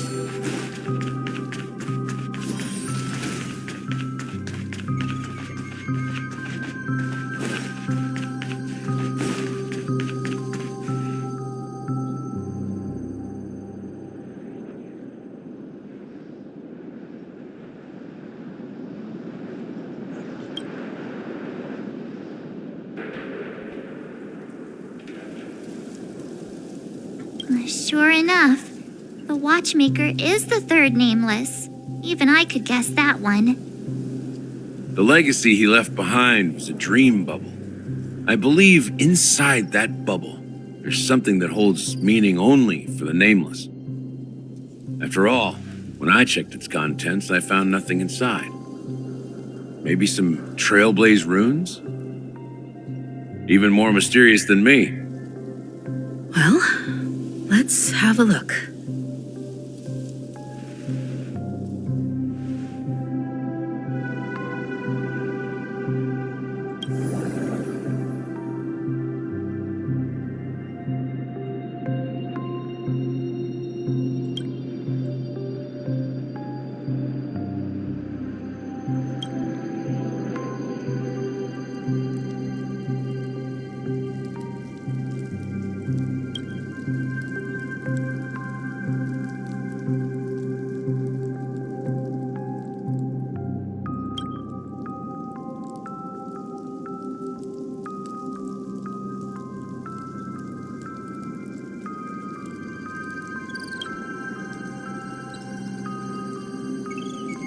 Wait, what's going on? Seriously? There's nothing inside this dream bubble? How could a dream bubble be empty? That old man always had this strange belief in the nameless and the Trailblaze, and I never understood where he got that confidence from. Especially since he never managed to get in touch with the Express while he was alive. I could never figure out what was going on in that old man's head. But this empty dream bubble is so typical of him. He was always full of weird fantasies and incomprehensible romanticism. That mischievous old man. Well, I didn't expect him to leave anything concrete behind anyway. Don't think that's the case, Gallagher. I'm sure Mikhail has left us the most precious thing of all. Don't start getting all philosophical on me, all right? Just as Mikhail believes in the nameless of the future, we unconditionally believe in the nameless of the past. How could they leave with regrets for the future when they were ready to dedicate their lives to the land they loved? There must be something contained in this dream bubble. It's just we haven't figured it out yet. You also have faith in the Watchmaker, don't you, Gallagher? Well, I'm a follower of the Enigmata. My philosophy forbids me to have faith in anything. That's why I understand what faith means in the path of Trailblaze. And I also want to know what he left behind. I'll leave it to you guys then. Can I borrow your pet? I need to make a trip back to Golden Hour and check something at the Dreamscape sales store. It's for Mikhail, and for the future of Penacony.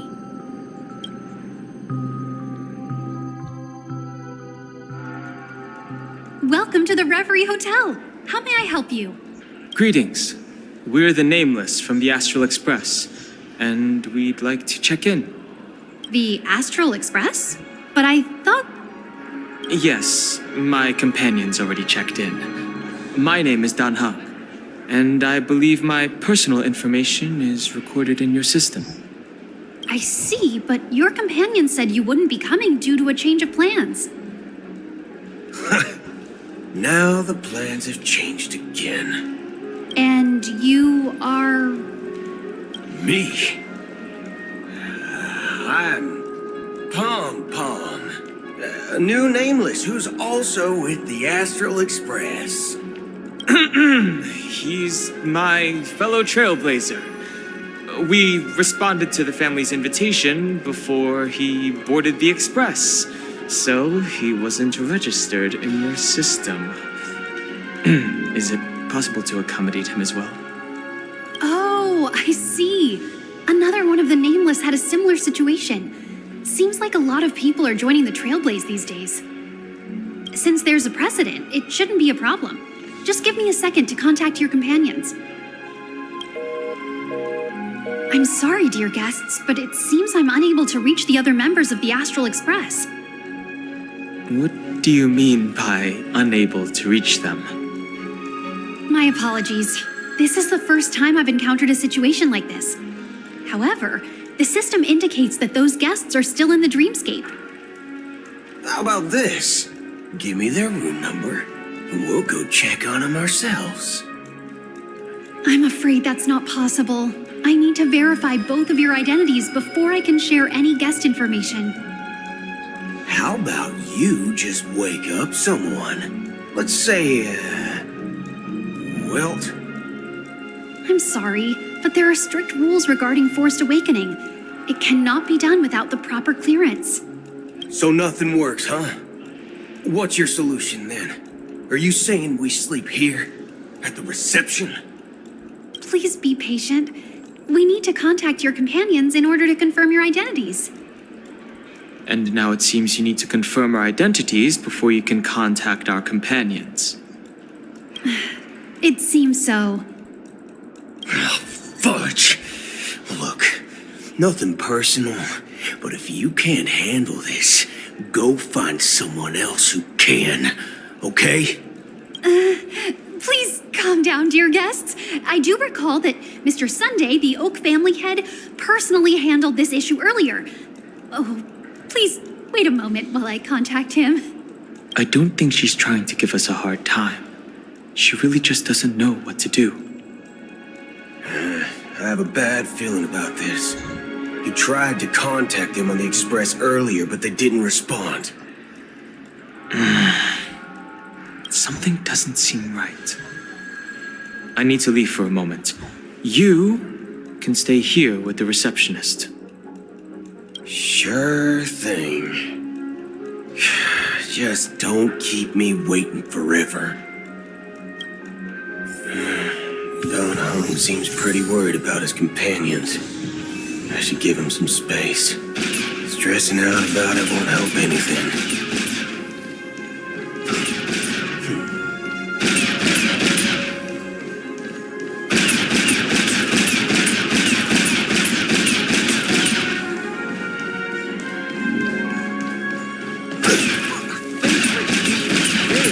Lousy robot.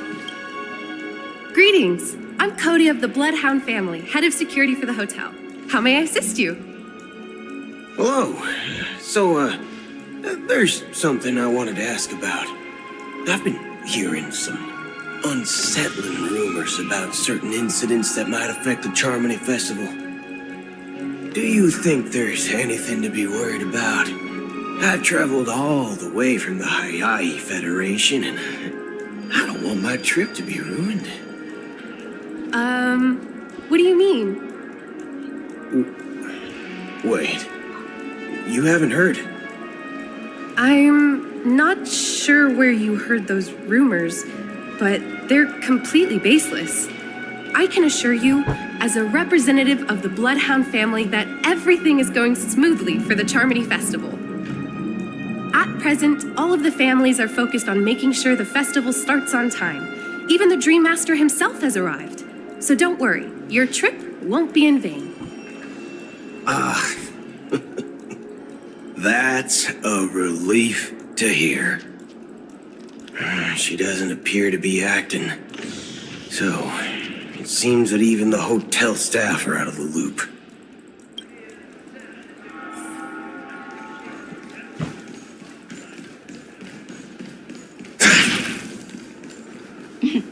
Locked and loaded. What's left for me to dream of? The Charmony Festival is about to start! I'm so excited! Hey! You guys here for the Charmony Festival too? Well, I didn't come all the way here specially for the festival. Honestly, I don't really even know what it's about. But I heard it's a lot of fun! Well, back in my homeworld, Anaria, we have festivals like that all the time. My dad threw me a birthday party one time that was just as extravagant as the Charmony Festival. Oh, come on! The Charmony Festival is a once-in-an-Amber-era event. How can a birthday party compare? Well, you never know, right? Maybe on her world, birthdays only happen once in Amber Era. Anyway, let's forget about that. Have you heard about the, unsettling things happening in the dreamscape? Unsettling things? What could possibly go wrong? It better not ruin the Charmony Festival! I've been looking forward to it! Relax. With a big event like this, there's bound to be lots of gossip and rumors. Don't worry. If anything does happen, the family will be on top of it. Oh, that's a relief. I didn't come all this way to see the festival go down the drain. Well, looks like I won't get any fudging clues out of these two. They're clueless. Back already? Hasn't she returned yet? Nope. I'm starting to wonder if sending her to contact Sunday was a good idea. Neither the staff nor the guests seem to know anything about what's happening in the dreamscape, and wherever we go, all we see is people enjoying themselves. Definitely not a good sign. I agree. Another unusual thing is that the Oak family is supposed to be in charge of organizing the council and managing everything inside and outside the dreamscape. However, I walked around the hotel but didn't meet a single member of the Oak family on such an important day. Well, I'll be forked. If I remember correctly, the head of the Oak family is that Sunday guy, right? We shouldn't linger here too long. Let's go back to the Express for now. Not so fast. Have you ever robbed the IPC, bro? If you run away now, everyone will be chasing after you. Are you suggesting we sit here and do nothing? I wouldn't say do nothing, but let's stay put for now. Even if the family has ulterior motives, they couldn't have anticipated us showing up here. We're the surprise factor for them. They don't want to attract unwanted attention from certain outsiders, so they won't do anything reckless. See, the IPC lackeys are keeping a close eye on this hotel. If I were a family member, I'd find an official excuse and keep the surprise factors here. If we just wait here, that would be like walking into their trap. Of course, we don't need to walk into their trap. I gave a backup plan to the memo keeper. If it turns out we won't be allowed to enter the dreamscape, she'll order a drink for me in the VIP lounge at the hotel. And reality. A secret signal. That's right. Oh, a concrete object can indeed help the Memo Keeper establish a connection with you. But Boot Hill, if you have more backup plans in the future, I hope you'll let me know in advance. I'm sorry, but it's one of my quirks. I have too many unreliable friends. And if I reveal that I have backup plans, things can go awry. And that would leave all backup plans completely useless. How do we get into the VIP lounge? This is where my street smarts come into play. You're the lobby manager, right? Yes, I am. How may I assist you? We're the Nameless from the Astral Express. We wanted to check in, but there's something wrong with your system. The lady at the front desk said she would contact the manager, but now she's nowhere to be found. We've been waiting here forever, without any food or water. What the fork, man? Is this how the family treats its guests? Is this your idea of street smarts? Starting an altercation? It's called standing up for your rights. I apologize for the inconvenience. Please wait while we try to contact Mr. Sunday. I'll arrange 2 premium seats in the VIP lounge so you can rest there while you wait. See? Just like that. Just don't call yourself Nameless next time. Wow, this bar's something else.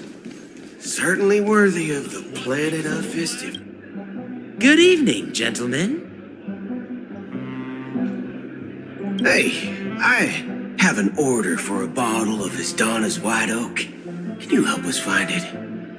Hasdana's White Oak? I think there might be a misunderstanding. We don't serve that here. Oh, no way. Are you sure you're not mistaken? If someone had reserved such a beverage, I would definitely remember it. It sells for hundreds of thousands of credits per bottle, after all. I couldn't afford to cover for such an item if it were broken or lost. That's strange. Well, could it be that the Memo Keeper couldn't afford it? Then what should we do now? No need to rush. Let's grab some drinks first. Maybe I arrived too early and she hasn't come yet. Now, let's see what kind of juice malts you all have here. Well, give me a glass of Heenum Valley, 40 years. I'll have it neat. No ice. Wow, that's the most expensive one on the list. You have a taste for the finer things. It's on the house, anyway. What can I get for you? Anything you recommend is fine. Then I would recommend today's special, Glass Village. It's classic Soul Glad mixed with Laboom juice. It's refreshing and suits your cool demeanor. Just 1 minute. This flavor. Dynamite barbecue with rocket fuel. Ooh, it really hits the spot. Truly the finest sherry cask-aged malt juice in the cosmos. Dynamite barbecue with rocket fuel. Is that really something that humans enjoy? Hey, this guy doesn't know anything at all. As long as you're satisfied, dear guests, please enjoy. Let's give the Memo Keeper another half-system hour. If she doesn't show up, we'll need to come up with a new plan. In the meantime, let's take stock of the situation. What do you think? The situation is unclear. Something must have happened on the planet of festivities, but the public is unaware of it. Someone in a position of power within the family must be covering it up. It's unusual for the followers of the Harmony to invite other factions, let alone the IPC and the Masked Fools. If what you said about the Emanator of the Nihility is true, the situation in Penacony is a little complicated, to say the least. Actually, there's something else I'm concerned about, regarding Acheron. As you know, the faction that follows the path of the hunt are some of the most dangerous folks in the cosmos to mess with. Who in their right mind would impersonate the Xianzhou Alliance or the Galaxy Rangers? It's like asking for a death wish. Isn't there a saying among the Xianzhou people that the Rainbow Sect lets their Lux arrow do all the beating? Talking. Do all the talking. Well, you know what I mean. Even though the Galaxy Rangers have been out of sight for years, we've been keeping an eye on this region. Even the dumbest criminals know better than to mess with the Annihilation Gang, much less the Rangers. But that Acheron lady, she doesn't seem like a lunatic at all. On the contrary, she's highly logical and organized. She knows exactly when to hold back and when to strike without mercy. And do you believe that someone like her would have an ulterior motive for impersonating a Galaxy Ranger? I'm not entirely sure, but I do have my suspicions. Maybe she knows a Galaxy Ranger, or perhaps she's trying to lure us out for some reason, which I can't figure out. Anyway, what worries me more are the anomalies within the family. They've summoned followers from various paths for the festival. No matter how generous such a gesture is, this move seems highly unusual. Unless the invitations weren't sent by them.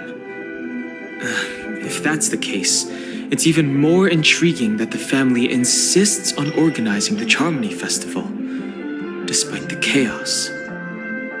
Maybe it's Shipei the Harmony pulling the strings. You find it beyond human understanding because it wasn't arranged by humans at all.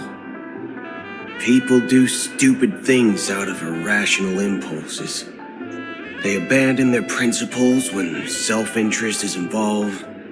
They believe in things they know they shouldn't, and fudge, they even break their own rules. But Eons don't. They stick to their determined path and never turn back, even if they reach a dead end. You think Shipei's will is behind all this? It may not necessarily be Shipei, but there's definitely some higher entity involved. I know it may sound pessimistic, but if human free will were reliable, why would we even need Galaxy Rangers?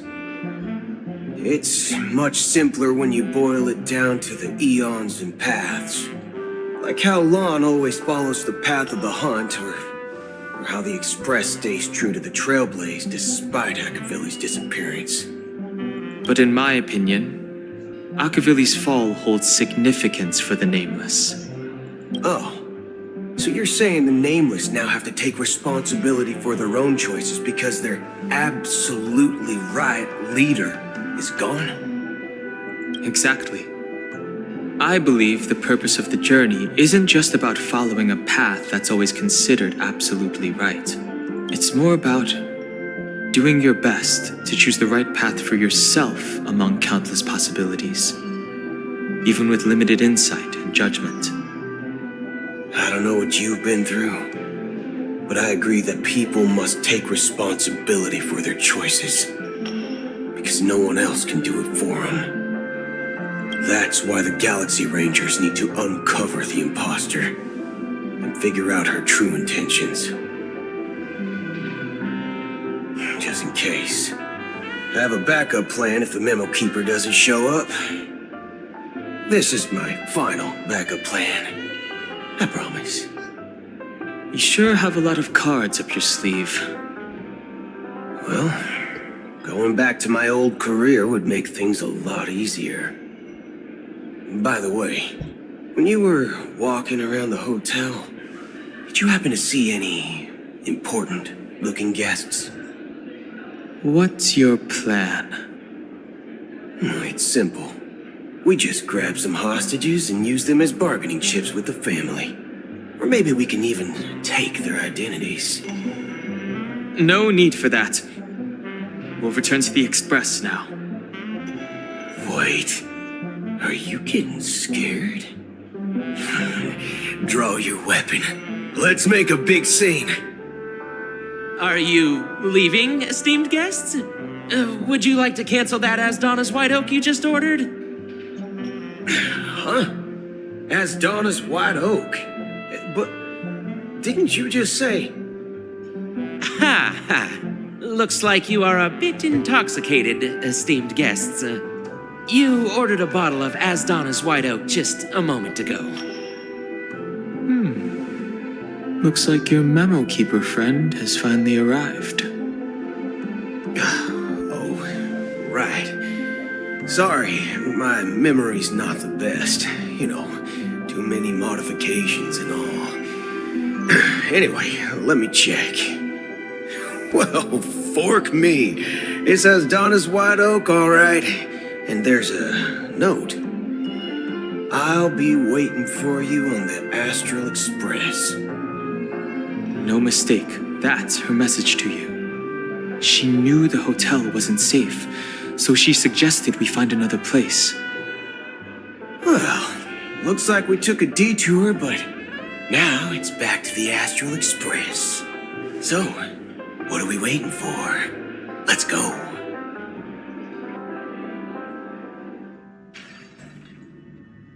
You're back?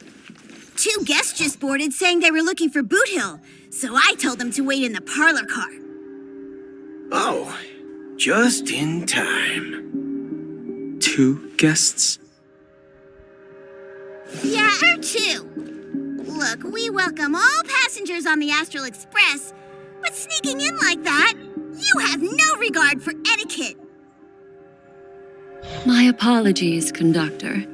It was an oversight on my part. I assumed you were already acquainted with the garden. Given the chaotic situation in Penacony, the Nameless are the only ones we can truly trust right now. You are the memo keeper. Pleased to meet you, Dan Hung. I've seen you in others' memories. And as for Boot Hill, this is our first face-to-face meeting. I hope you enjoyed that bottle of Astana's White Oak. You sure have a refined taste. Finally, Memo Keeper. Well, let's cut to the chase. Spill everything you know. That's precisely what I intend to do. But before that, please allow me to introduce myself. My name is Black Swan, and I serve the Garden of Recollection as a memo keeper. As for Acheron's story, I'm sure she knows it better than I do. Greetings. I'm Acheron. What? You Garden of Recollection shirtbag! You betrayed me! I apologize, but she did that at my request. Due to certain reasons, I have been exiled by the family. Thankfully, this memo keeper came to my aid and helped me escape their surveillance unnoticed. To be honest, it was more like stalking than helping. And the process was far from unnoticed. But we did escape. I asked her to guide me to a place beyond the family's reach and to contact a few trustworthy individuals, namely all of you. Trustworthy? Son of a nice lady. You think I'm dumb or something? How about this? I'll put a few bullet holes in your head and see what secrets spill out. Then, we can talk about trust. It doesn't have to be like that. I'm willing to answer all your questions, but not right now. If my cover hadn't been blown, we might have had more time, but at the moment, we don't have any other options. No other options? What do you mean? This is the only way I can ensure everyone's safety. I kindly request an immediate warp jump out of the Astana star system.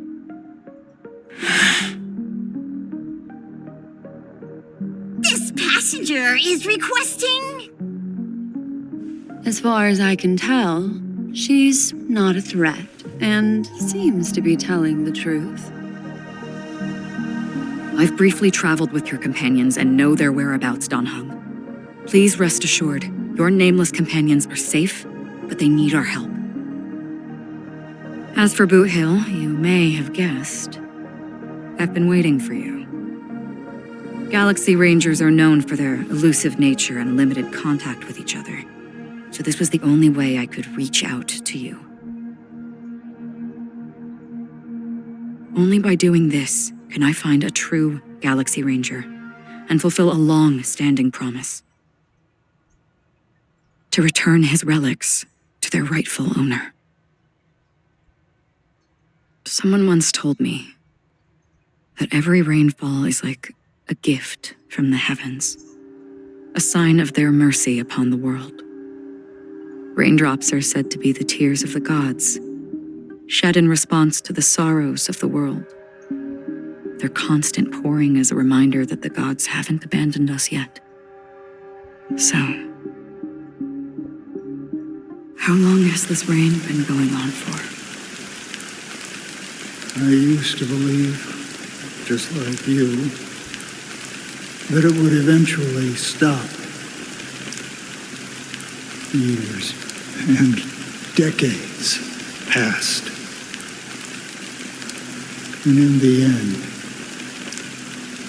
such hope faded away before the rain did.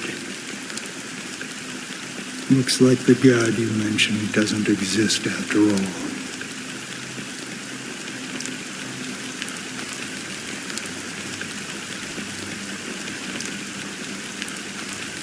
Well, let me share a story with you. Mortals who walk the paths are like sailors on a vast ocean, leaving behind a trail that creates countless ripples of possibilities. These ripples last longer than the fleeting lifetimes of humans. And for some, their presence leaves such a strong mark that it's reflected in the waves. Like those shadows on the ocean. Sin-thirsters, the obsessions of the Pathstriders, they emerge from the depths of IX, seeing themselves as masters of their own destiny, unknowingly repeating the actions of their past lives. They emerge from the nihility and head toward it, leading purposeless lives. However, these hollow phantoms, they were once my dear companions, a group of Galaxy Rangers. Are you watching over them? Watching over them? No. I'm guiding them toward transcendence. It was a brutal war. A crusade that shook the universe. The universe witnessed the fall of Zuro, the Lord Ravager, but it came at a price. price so hefty that only those who were there still remember. The unwavering determination of the Hunt followers persists even in death. So someone must guide these lost souls to their life beyond. They were heroes in their time, and they shouldn't be reduced to mere puppets of nihility. As for me, I've suffered too many losses on that battlefield to advance any further. And that makes me the most fitting person to carry out this task. But you know, these sin thirsters, they're not who they used to be. Does this seem pointless to you? Well, some tasks have to be done, even if they are pointless.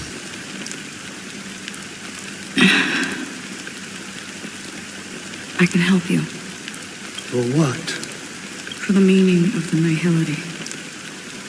That's what I've been seeking. I see. After all, this realm is off limits to ordinary souls, right? Thank you, stranger. I wish that you find what you seek. Before we part ways, I have one more question. It is true that their actions and even their entire lives may seem pointless from our perspective. But if, and it's just an if this is what the departed ones expected, should we try to change it? A good question. And a profound one. I don't know the answer. What I do know is that one day I too will pass away. And when I bid farewell to this world, someone will stand at my grave and place a bouquet of flowers on it.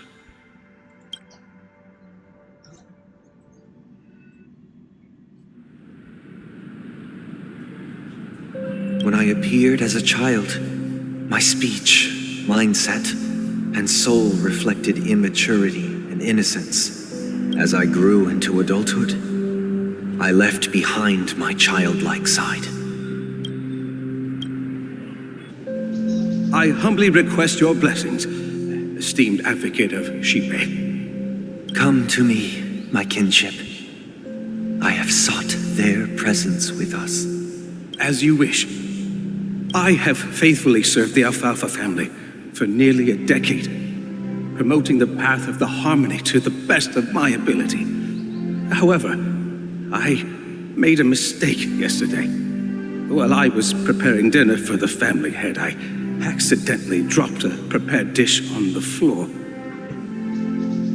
Out of laziness, I lied and claimed that everything was ready. Although the head has dismissed me as punishment, it has been tough to sleep with the guilt still gnawing at me, as I worry that the seeds of evilness may have taken root in my soul. So, I confess to you now to seek atonement for my sins. Do you sincerely repent and vow to change your ways? Yes. Have you examined your soul and confessed all your sins? Yes. Are you willing to accept the process of atonement?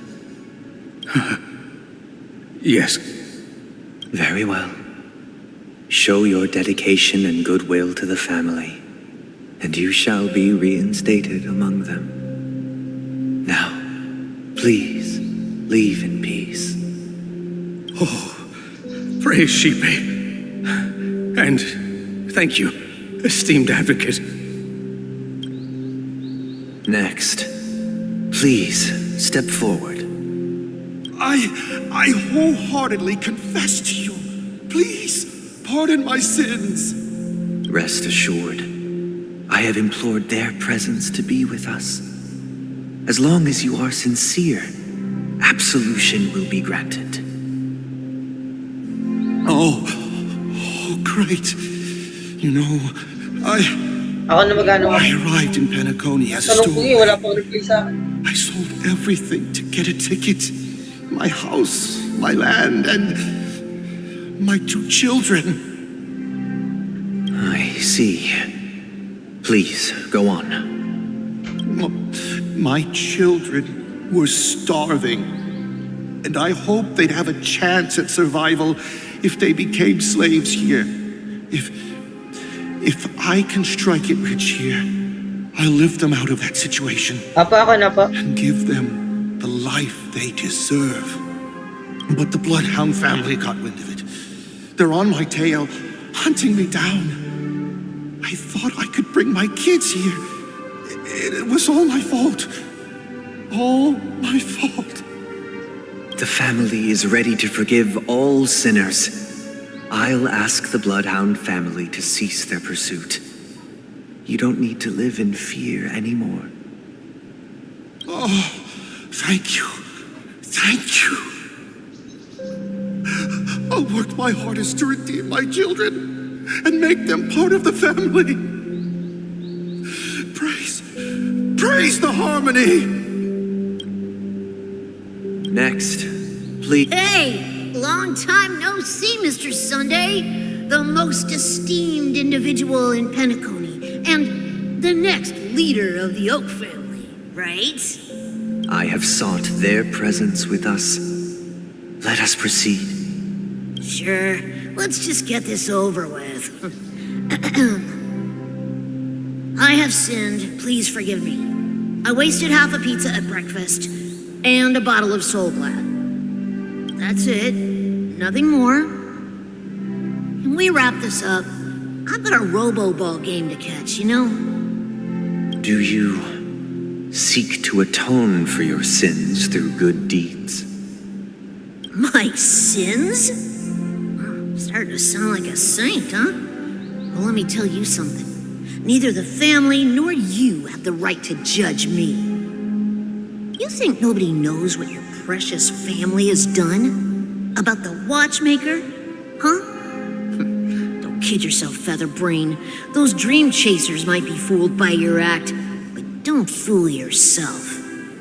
Before you start spouting off your holy verses, answer me this. Where does the power of the Oak family come from? And your power? What makes you think you can sit there all high and mighty, looking down on everyone else? Well, I've spent enough time in confession today to enter the Harmony's paradise, right? Then I'll take my leave.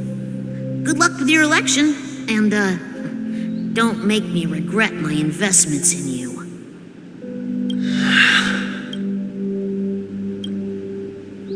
Oh, revered triple-faced soul, hear my doubts. Who can judge the strong when their power hides their crimes?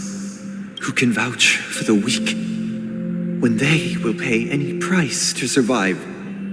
Who can comfort the purest souls when even they get led astray? If the strong defending the weak is truly the foundation of paradise, then who is responsible for the suffering and anguish in this wretched world? Brother? Brother, are you all right? I'm fine. I've been working long hours, and I just made a trip to Dreamflux Reef and back. So I'm a bit out of sorts. But it'll all be over before we know it. You've been working non-stop on the Charmony Festival, Mr. Sunday, and no one could have predicted this incident.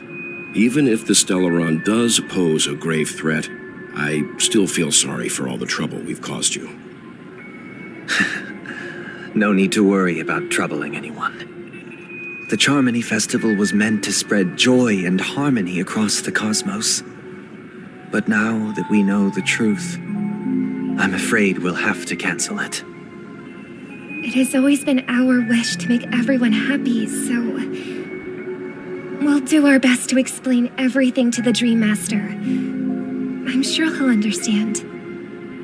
Even if the negotiation does not go smoothly, I'll refuse to go on stage. Without the Chord Master, the Harmonious Choir would not arrive, and the Charmony Festival would be just a grand performance, and nothing more. I'm relieved to see your determination. You know, since arriving in Penacony, we haven't had any contact with this Dream Master himself. I'd heard of the heads of the 5 major lineages, but the Dream Master is a mystery to me. The Dream Master rarely grants an audience, even for us. But, given the urgency of the situation, he's agreed to meet us in person. Perhaps you'll be the first guest to meet the Dream Master in years, Mr. Yang. Let's hope we can reach a consensus that satisfies everyone. Indeed. Let us hope so. It's about time. We'll have to get ready for the meeting. I apologize for any inconvenience caused by the urgency. Don't worry. I'll be waiting here. It's Mr. Sunday! Hey, come over! Oh, Mr. Sunday. Hey there! Okay, see the moon in the sky? It's about the size of the cap on my Soul Glad bottle. If I just reached out my hand, I could grab the moon, couldn't I? The moon? You mean the Grand Theater? Yeah. Look at me. I've been away from home for too long. I must be missing that moon. But it's no big deal. The Grand Theater here looks much better than the moon back home. It's just magnificent.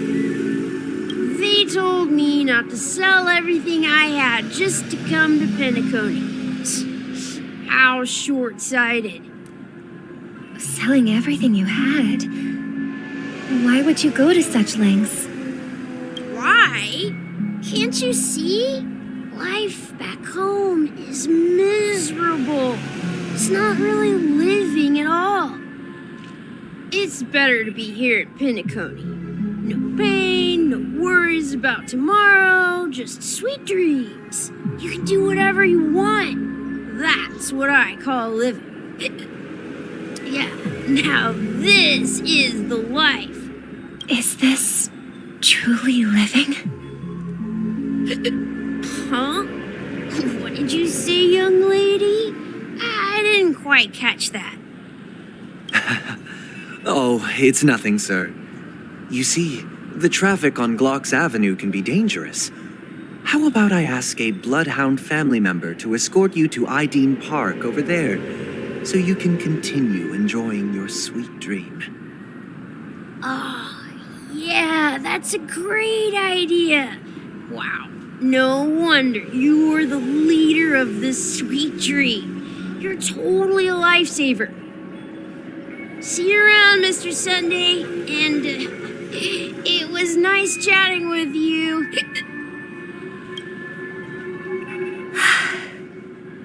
What's up, sister? This is the land of the dreams. But why do they live like this? The man we ran into, he doesn't seem happy at all. Even though sweet dreams are nice, they're just illusions. But for him, they're the only way to survive, even if it means giving up on reality. That's not really living at all. I suppose you have a point. But, in my opinion, that's how most people live their lives. Why do you say that? You think that man is not actually living, but that's not quite accurate. Even without Penacony, people create their own illusions called self-value. People believe they have a predetermined value to fulfill. Gaining value means gaining power, and those deemed worthless are seen as the weak. However, value doesn't come out of thin air, and there's a limit to it. To accumulate value, people have to take from others, so the weak get exploited and oppressed. Are you suggesting that this is not how things should be? Exactly. But, ironically, people don't think there's anything wrong with it, because they uphold the illusory notion of self-value, and even the weak believe in it. The survival of the fittest. That's where all the tragedies in the world come from. People come to the sweet dream in Penacony to escape from that reality and find solace. No tragedies exist here, only happiness, although in its nascent form. Isn't that the same paradise we yearn for in our dreams? Perhaps that man is just an exception. Let's not jump to conclusions. We should experience the dreamscape ourselves, just as I did at Dreamflux Reef. Yes, seeing is believing. I'll accompany you. The Dream Master hasn't shown up yet, so we have some time for a stroll.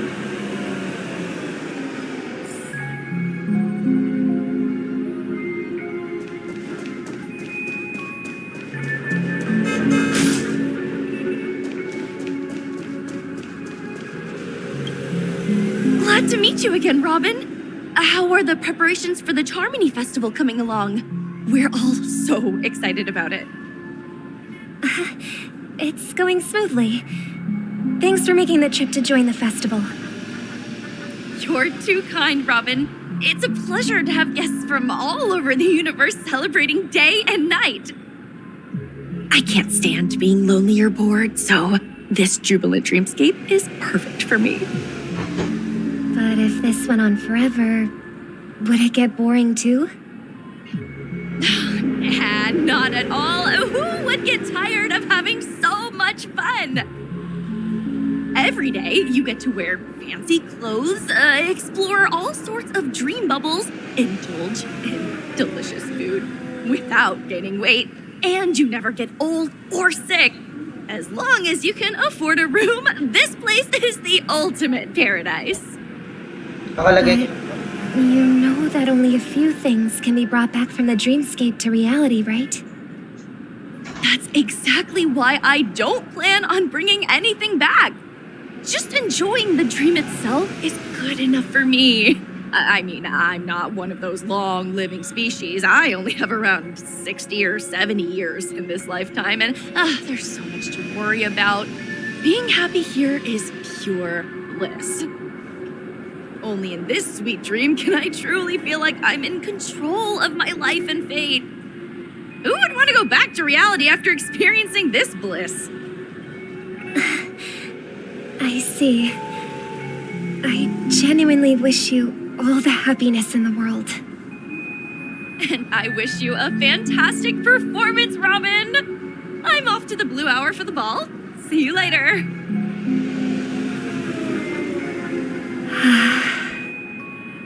Seems like that guest's perspective didn't resonate with you either. She had a valid point, and I could sense her genuine happiness. It's just that... What you're trying to say is, she thinks she's in control of her life, but in reality, she's just escaping from reality and seeking solace in this sweet dream. Once she steps out of this sanctuary, everything will be lost. Well, she did make mention of being able to afford a room, didn't she? However, the paradise in our dreams, it doesn't have to end. No, and the paradise we yearn for shouldn't be just a fleeting dream either.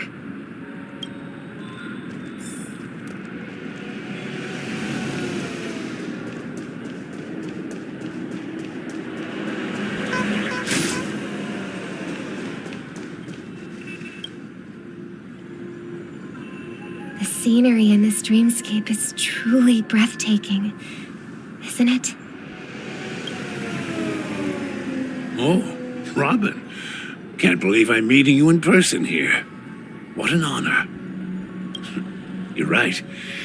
Even though time stands still in this dreamscape, it always feels fresh.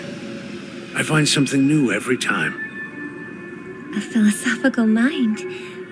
I hope I'm not intruding. Oh, not at all, no. With little time left, I yearn for meaningful conversations, especially with someone as esteemed as you. Do you mind if we chat? It's my pleasure. No need to be formal. Just speak your mind.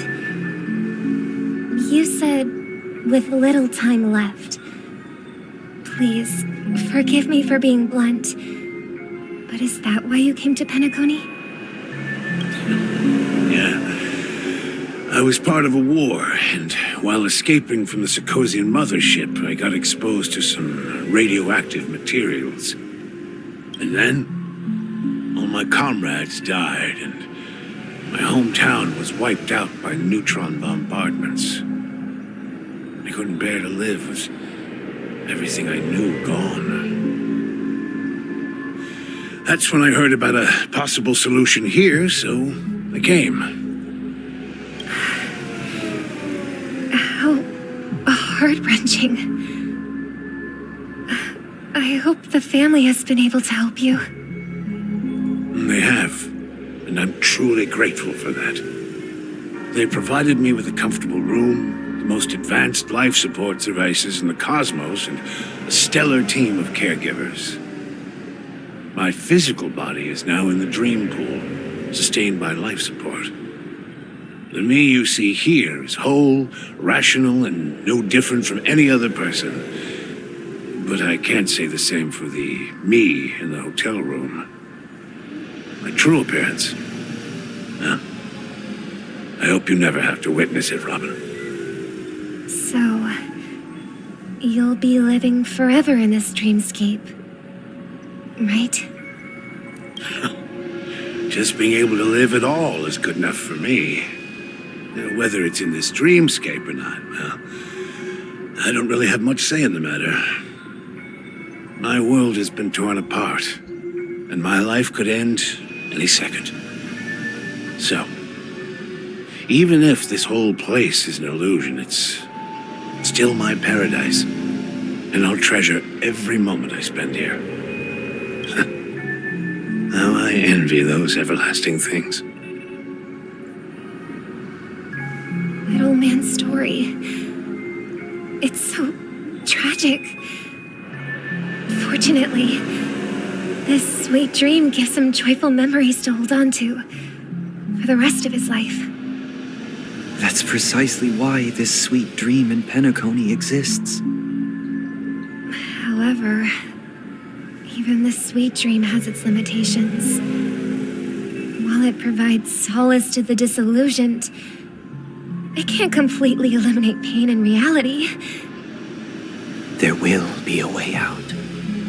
Penacony is already on the right track.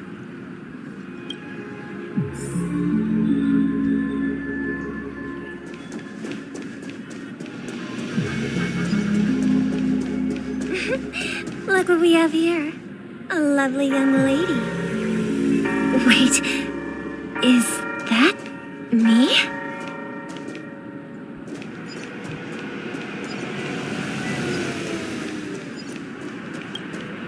Brother, what a surprise to see you again. Show yourself. Your trick won't work on us. I've heard that a skilled mass fool received an invitation too. That must be you, right? Did you enjoy yourself? Barely. The people here are way too gullible. A little bait is all it takes for them to bite. And they run away at the slightest hint of danger. In other words, they're naive and cowardly. Now that you've had your fill, it'd be wise to leave before it's too late. The music of the harmony doesn't tolerate discord. What? now that you have the real Robin, I'm useless? Oh, how disheartening. I've done so much for the family. You should be thanking me, because if it weren't for me cleaning up this mess, Penacony would still be in shambles. Don't you think? That was a personal request from the head of the Iris family, and it has nothing to do with us.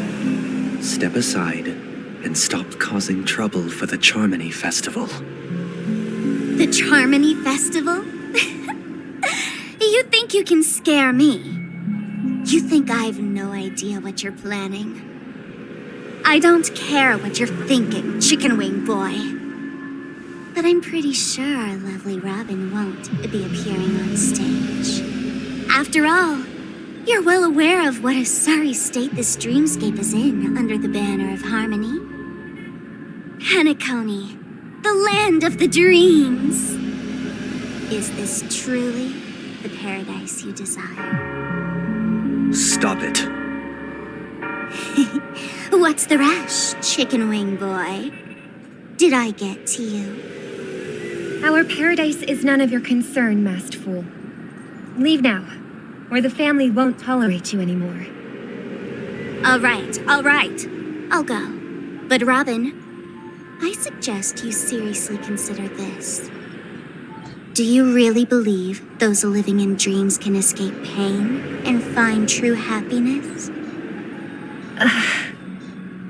Well, I've done my part, and now I'm simply waiting for the fireworks to begin. Here, the last 2 gifts for both of you. And don't lose them. If by some unfortunate chance the Charmony Festival starts against all odds, remember to use them during the show. And it'll be thrilling. Bang! I heard a raven cawing in the distance. It seems the Dream Master will arrive soon.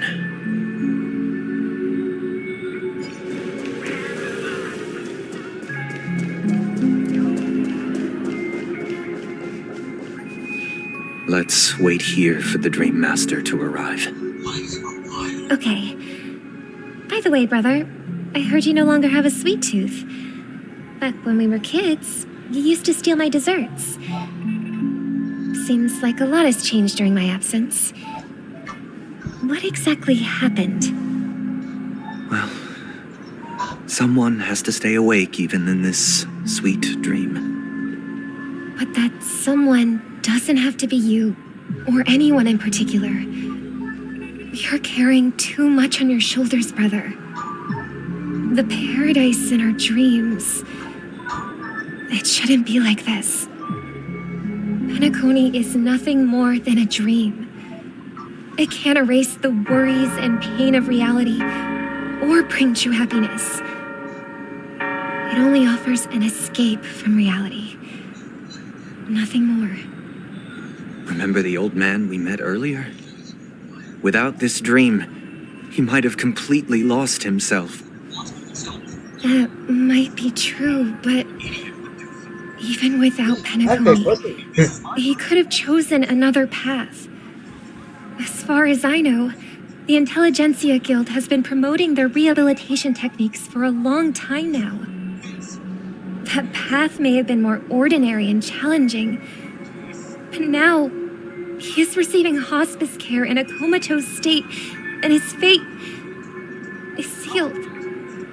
Is Penacony granting these people a future? Or is it taking it away from them? Well, don't forget this. Not everyone really has a future.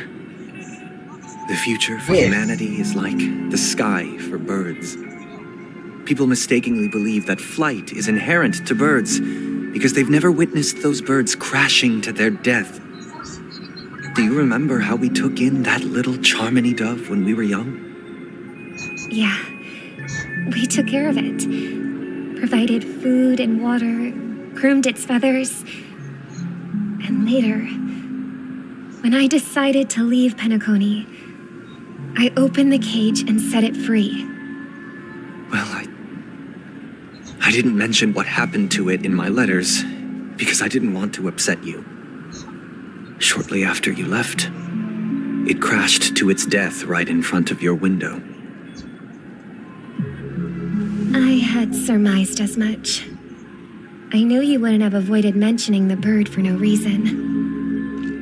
Despite that unfortunate outcome, I still believe it was the right decision. Birds aren't meant to spend their lives in cages. They belong in the sky, even if they can't fly. But here's the thing.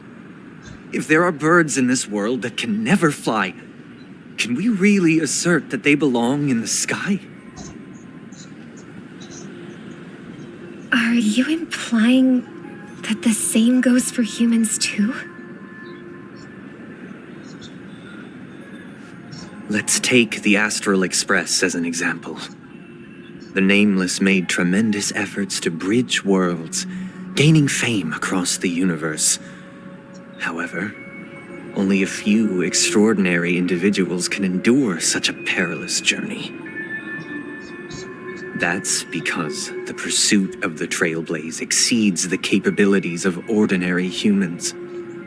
Otherwise, why would this path be filled with broken rails, an abandoned express, and even a fallen Eon? That's just sophistry. If that were true, then only the powerful would have the right to determine the future. Unfortunately, that's exactly what happens. Another name for the future is self-value. While this world has its fair share of heroes who inspire people and garner admiration for their heroic deeds, the majority of ordinary people will never become heroes in their lifetime. Some are born weak and vulnerable. Some find themselves trapped in unfortunate circumstances. Some fall victim to malice and cowardice. When it comes to survival, everyone is equal. And the weak can only watch as their value gets constantly diminished by external forces. That's why we should care for the weak and support them as if their suffering were our own. That's what the Odes of Harmony have always taught us. While the Harmony holds noble aspirations, the strong will always be strong, and the weak will always be weak. Even in this carefree dream. Human nature contains greatness, but it also harbors inherent weaknesses that can't be eradicated. In the end, if people can't even secure their own survival, they won't care about the illusory future of equality.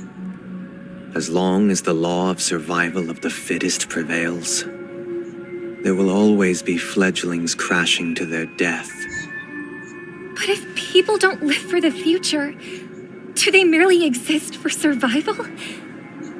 If even you, my brother, don't believe that the Harmony will save the weak, then which Eon can make our dreams come true?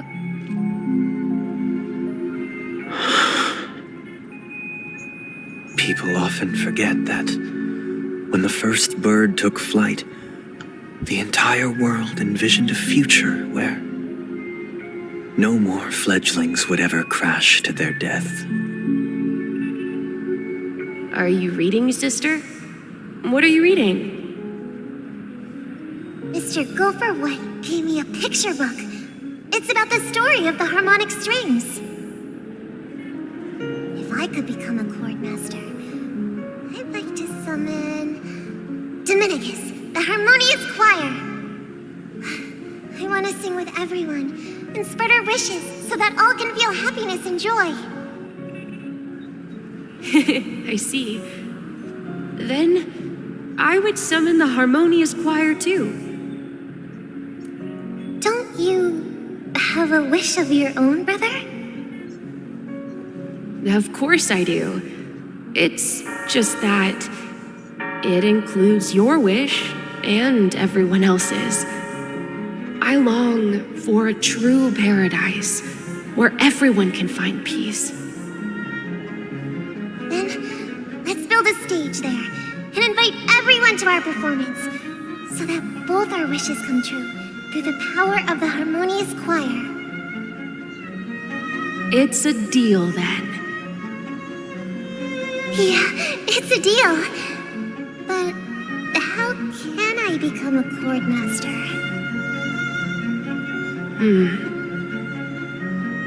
Maybe you'll have to become a star first.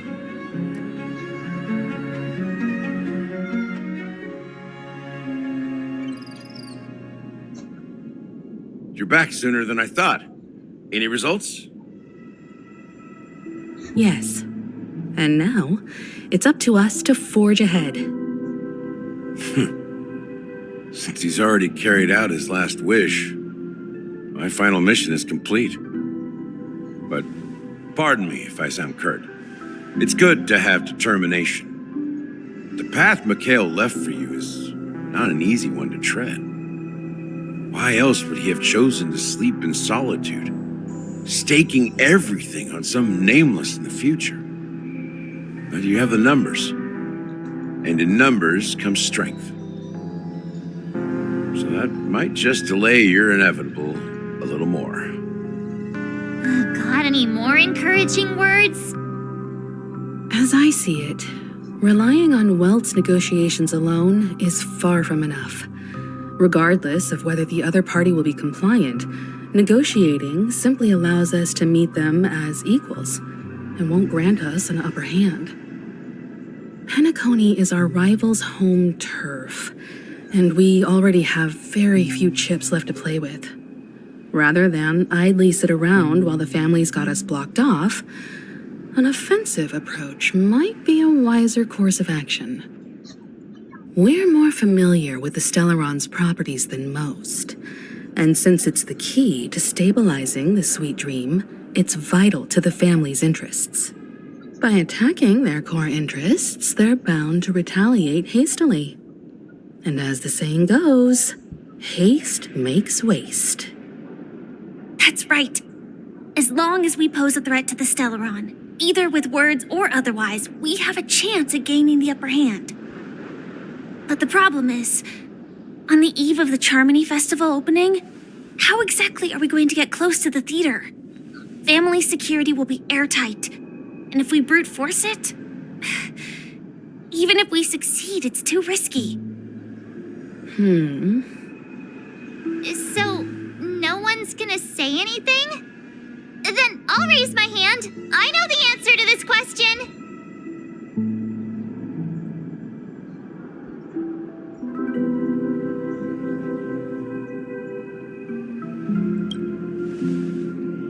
The Express crew would have been disbanded long ago if it weren't for me. So, I heard that before the Charmony Festival begins, there'll be a pageant to kick off the festival. It's called the Soul Glad TM Festivity Auditions, or something, and it's going to be held in the moment of Scorch Sand. As long as we clinch the top spot, we'll be able to attain the title of Festive Superstar, and be able to personally bask in the graces of Miss Robin. Not that that's important. What's crucial is that we can enter the Grand Theater before the audience arrives. So, how do we go about participating in these festivity auditions? I've already procured special invite tickets from Miss Robin's fan club. To tell you the truth, I had been preparing to join the auditions all along, but now it looks like even if I scrape through, I probably still won't have the chance to shake Miss Robin's hand. So they're still running this thing, huh? It was originally just a publicity stunt, set up by Mikhail to drum up attention. But it looks like it might be worth a shot. We'll follow Marge's plan. Mr. Gallagher, will you be joining us? I'm afraid I won't have the time. As a virtual character, I've already completed my final mission. Whether Penacony can awaken from this dream is all down to you. Should we ever cross paths again? I'd love for you to visit the Express. All right. I'll have to add to that data bank of yours you've got on the Express. And Miss Firefly, we thank you for all your support. We're faced with a formidable enemy. As long as the Astral Express and Stellaron Hunter's objectives are aligned, we're willing to cooperate with you.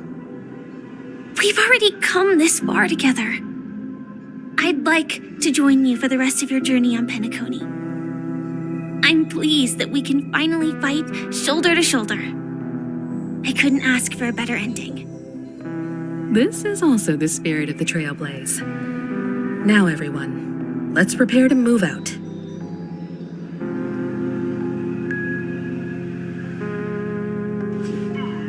Ladies and gentlemen, welcome to Scorched Sand Hall. This is where challengers thrive and dream chasers shine, all under the watchful eye of the entire universe. If you have ambition, dream, and the drive, dear friend, the next superstar of Penacony's Charmony Festival could be you.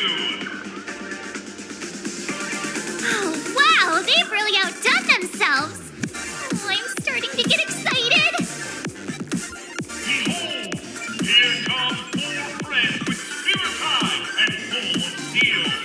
Are you aspiring to be the superstars of the festival? Is he talking about us? Yes, you! There's no doubt about it. I see you have all the potential of a superstar in you.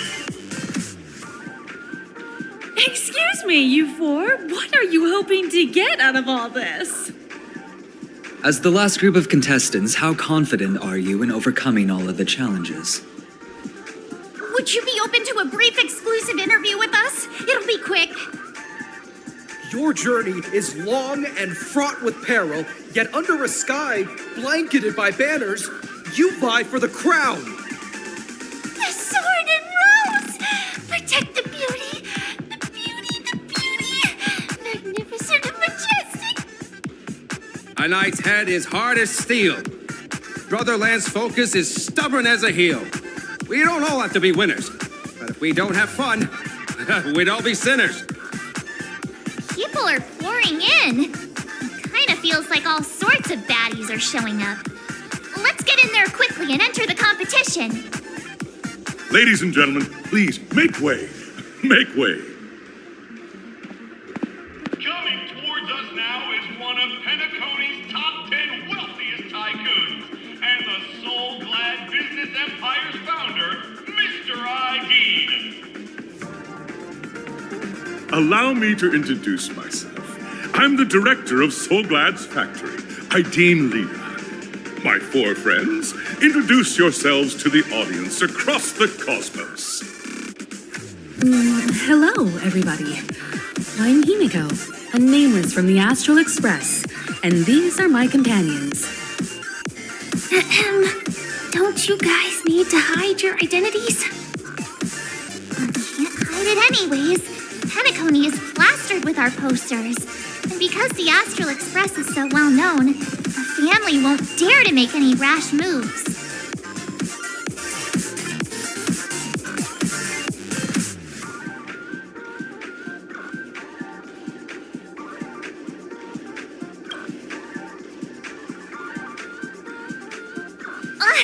Don't expose my net handle to everyone! Hello, everyone! I'm March 7th. I'm an ordinary girl who loves adventures. Hello, everyone. I'm Firefly. I am also an ordinary girl who enjoys adventures. So it's a bunch of nameless guests. This final face-off is bound to be spectacular. Time is precious. My 4 friends, come with me. Grab a bottle of Soul Glad and make your dreams a blast.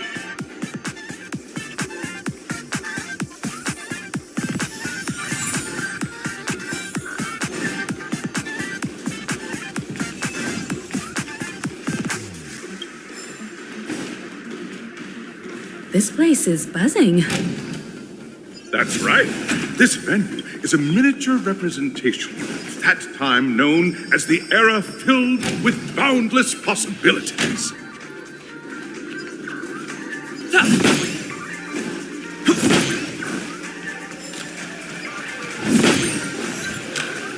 Grab a bottle of Soul Glad and make your dreams a blast.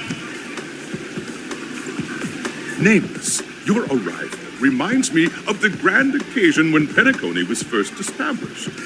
I was still a young, bright-eyed lad back then, lured here by the watchmaker's ads, full of zeal and ready to make my first fortune in life. Once, during a particularly grueling day, I passed out and was resuscitated by a drink from Mr. Sousa. That sweet taste has since been etched in my mind, and that was what drove me to create the Soul Glad that we all know and love today. The dream-chasing era was truly a wondrous time.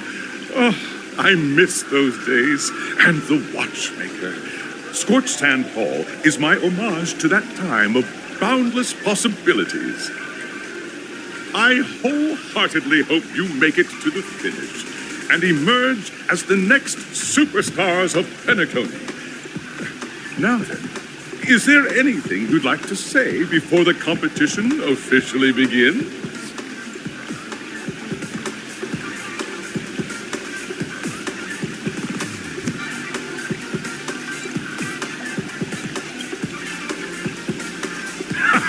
That's the trailblazing spirit. How about you, Miss March? Hello, everyone!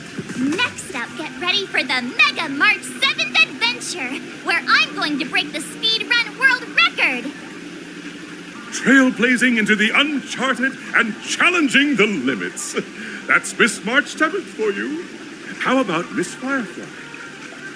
I hope that by the end of this journey, everyone will have achieved the outcome that they hoped for.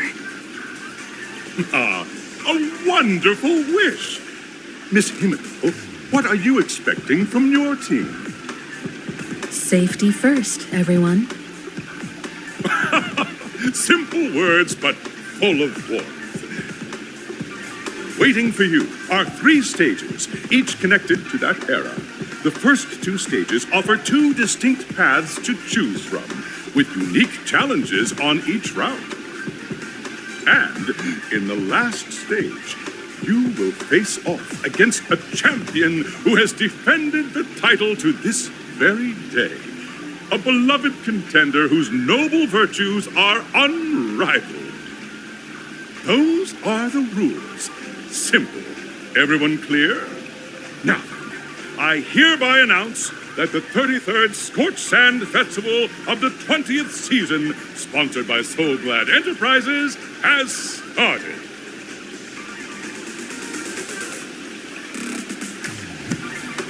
Everyone, as the Charmony Festival is drawing closer, we must reach the end as quickly as possible.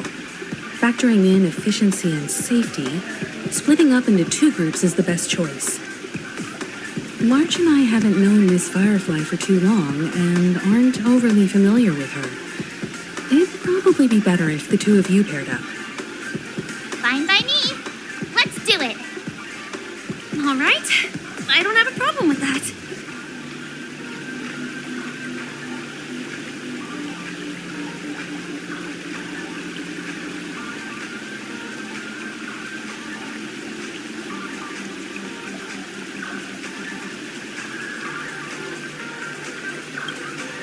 We'll split into the assigned groups then.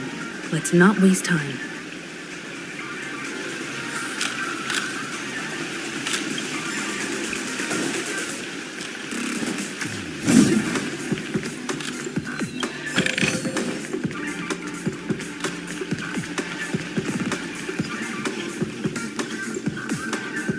Welcome to the first stage of Soul Glad Enterprises' 33rd Scorched Sand Festival of the 20th season, Dream Play Fantasia. In this stage, you can choose between 2 challenges, the School of Acting or School of Action. In the School of Acting Challenge, you have to complete 3 performances from 3 scripts and move the panel judges.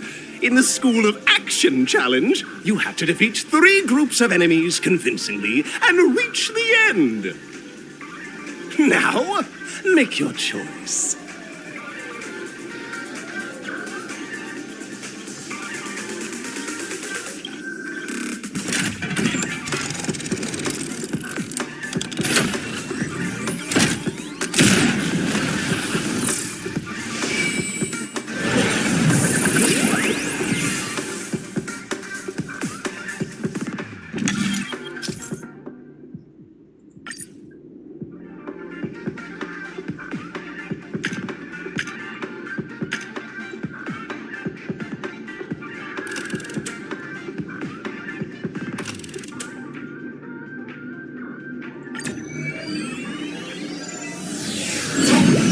The champion's crown awaits you on the stage.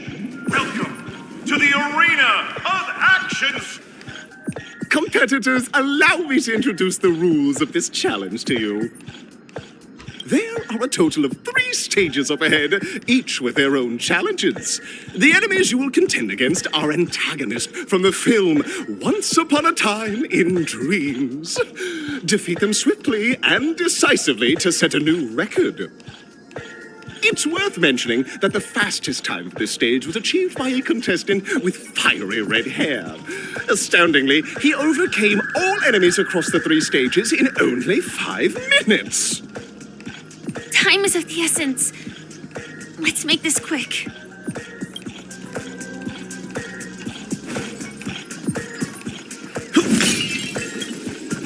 Will of preservation! Show your courage.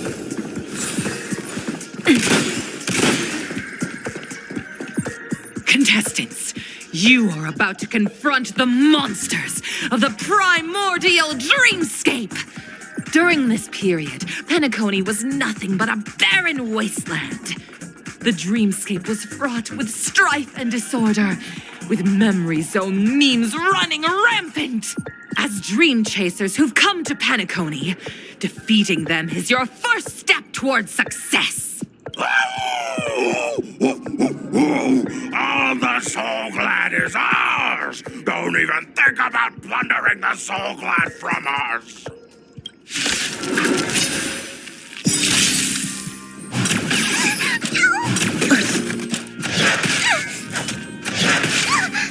You'll pay for this.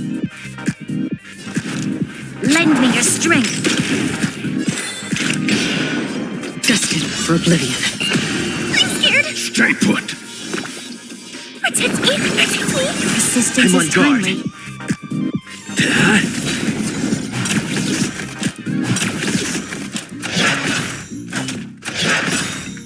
This battle is unavoidable. I can do this! Free will, or was it the still waters of oblivion? It's time.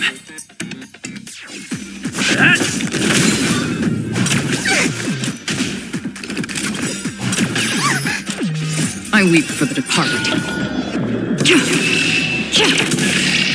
It too shall fall.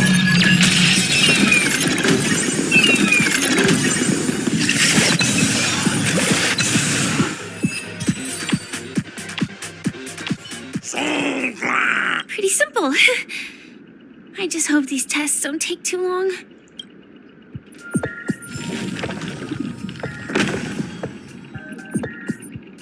Show your courage.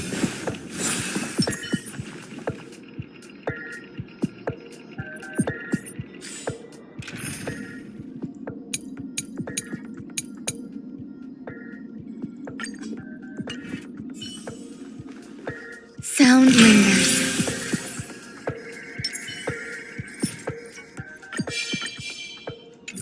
Make a wish.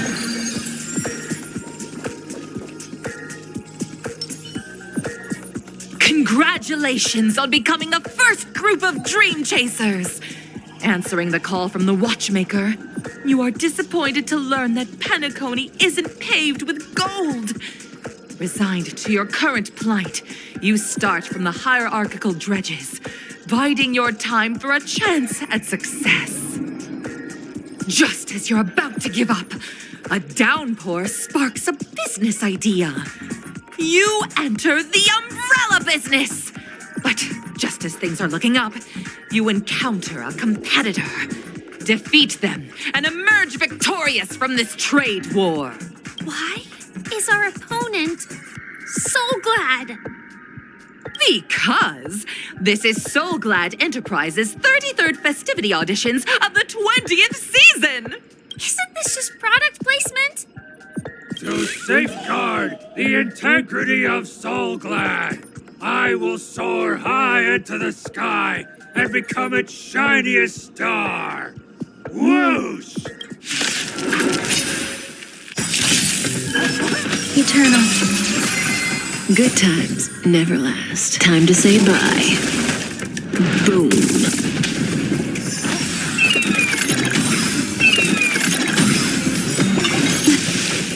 Memories are ever. Beneath the waters lies an endless abyss. I weep for the departed.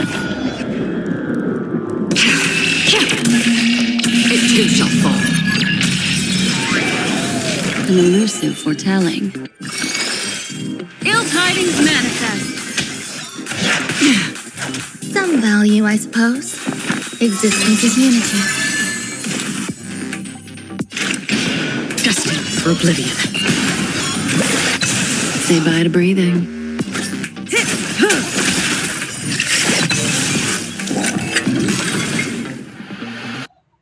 The world kisses me with pain, and I provide with Soul Glad in return.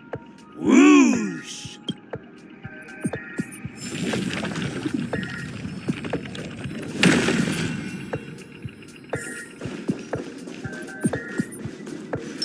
Make a wish. Sound lingers.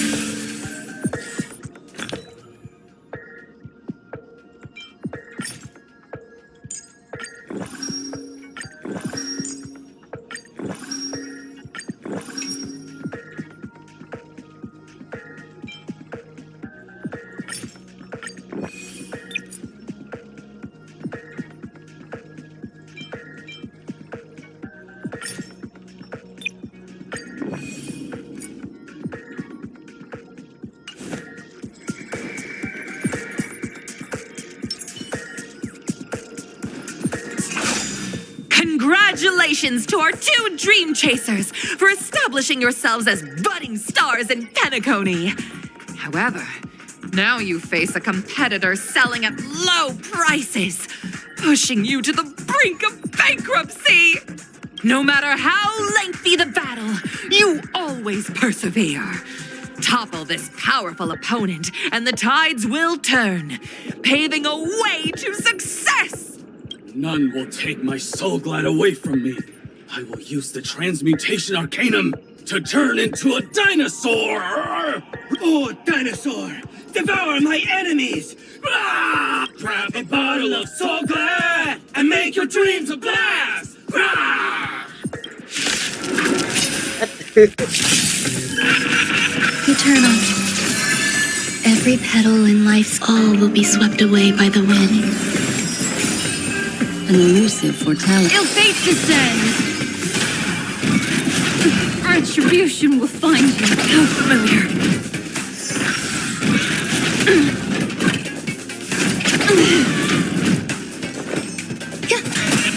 Relax. I weep for the departed. It too shall fall.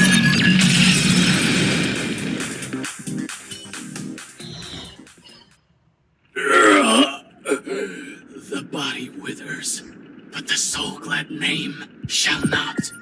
Ah! You truly are a beast! More than I can ever be. That should do it! Okay. Let's go. Mr. Yang is waiting for us. Isn't this fight way off from the actual storyline? Transforming into a dinosaur isn't imaginative enough for you? This is the sort of magic only seen on Penacony. Anyway, let's get back on track. Where were we? Oh, that's right. After an extended battle, you finally emerged victorious! But the companion who journeyed to Penacony with you chose to leave, having lost all hope. In the years that followed, you encountered each other once more on the prosperous streets of Penacony, but dared not call out to one another. Perhaps akin to the lingering regret of every dream chaser. Ah, well done! You brought to life the thrilling action scenes from Once Upon a Time in Dreams with your fighting skills. Looks like we won!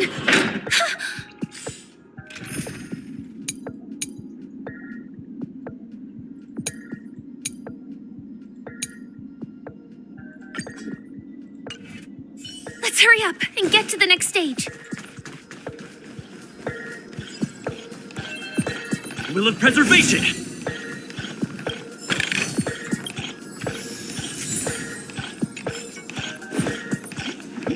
Congrats to both of you for clearing the stage, but more importantly, are you having fun? Fun is more important than success. Look at the time! You finished much faster than that red-haired contestant did. That red-haired contestant. Who is that exactly? You'll find out eventually, but only if you clear the next test first. Welcome to the second stage of the 33rd Scorched Sand Festival in the 20th season, sponsored by Soul Glad Enterprises. Gunfire time! You have the option to choose gunfire and undergo Brother Hanu's trial, or time, where you'll face Clucky's trial. Now, make your choice!